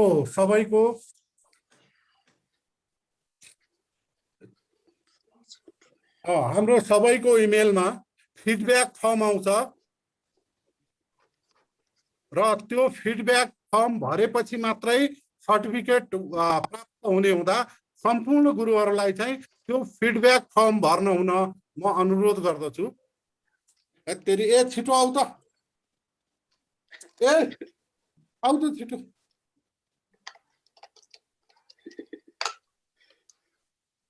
Everybody is requested to please fill up the feedback form and submit. Otherwise, you will not be able to get the certificate. Okay. सम्पूर्ण नेपाली गुरुहरूलाई म भन्न चाहन्छु तपाईहरुको इमेलमा फिडब्याक फर्म आउँछ त्यो भरेपछि मात्रै तपाईहरुले सर्टिफिकेट पाउनुहुन्छ। पछि गुरुहरूले मलाई थाहा भएन मैले सर्टिफिकेट पाएन नभन्दिनु होला। सबैले आफ्नो इमेलमा आउने फिडब्याक फर्म चाहिँ प्लिज भर्दिनु होला तब मात्रै सर्टिफिकेट प्राप्त हुन्छ। धन्यवाद। Okay, thank you sir. Thank you so much for that, Doc, that for your message, for very short message, yet very sincere message. So this time forward, we'll be reminding everyone as what we have mentioned from the very beginning. You have to make sure that your email address are all correct in the feedback form because we will be sending you the e-certificate via email. So please accomplish the feedback form. We already have sent it to our YouTube live channel. It's actually on the link provided. And before we end this session, I also would like to thank our very, very supportive and very active president of IAPS, Dr. Julson Santos. Do you have any final words before we end the seminar or the webinar? Thank you, Ma'am MJ. Okay. Another thing, please make sure that the name that you would be putting on the feedback form is correct, especially your email should be working. And please give us at least 1 to 2 weeks for us to generate your e-certificates. Okay, and I would like to get this opportunity first to thank our virtual host, a very energetic virtual host, Professor Mary Jane F. Perdites, for this smooth program, as well to Dr. Pius Chain for the support, to Dr. Kishore Mukhopadhyay, who is always with us, very supportive, always being humble and giving us the help that we need. And I would like to congratulate as well Dr. Shiva Rabat for the first ever and a successful conference hosted by the IAPS Tipal chapter. I would as well take this opportunity to thank our keynote speaker, Professor A.K. Upal, and to our three distinguished experts and speakers, Dr. Nilma Despande, Dr. S. Jayaraman, and Ma'am Muryani. Thank you so much for being with us. We have learned a lot from this session. I hope that in the near future we could still invite you on our future webinars and conferences, because I know that your expertise and experience in the field are really helpful to our participants. Thank you so much. Thank you so much from the bottom of our heart. We do appreciate your service rendered for today's conference. Thank you so much.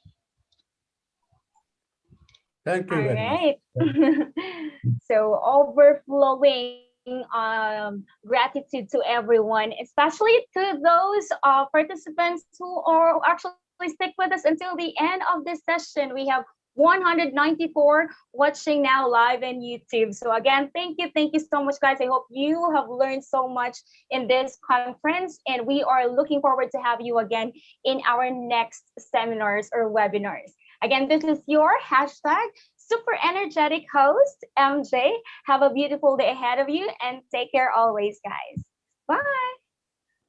Thank you, So, Ma'am MJ. Another thing before we would tend to forget, we will be having another international webinar on June 3.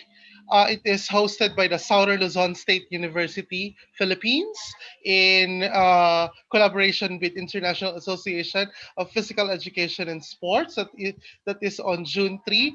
Our speaker and topic would be international webinar on techno sports and nano techno sports, and it will be presented and discussed by our very own Dr. Kishore Mukhopadhyay.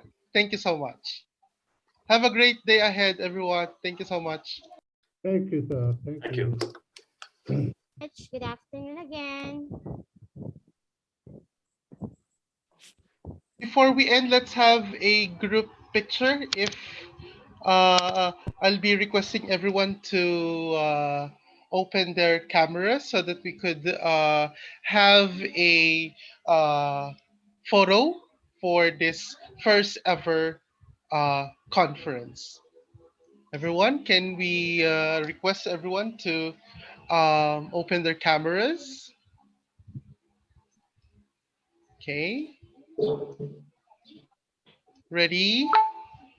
One. Let's wait for others that are still opening their cameras. Okay. Ready? One, two, three, go. Thank you so much, everyone. Thank you, sir.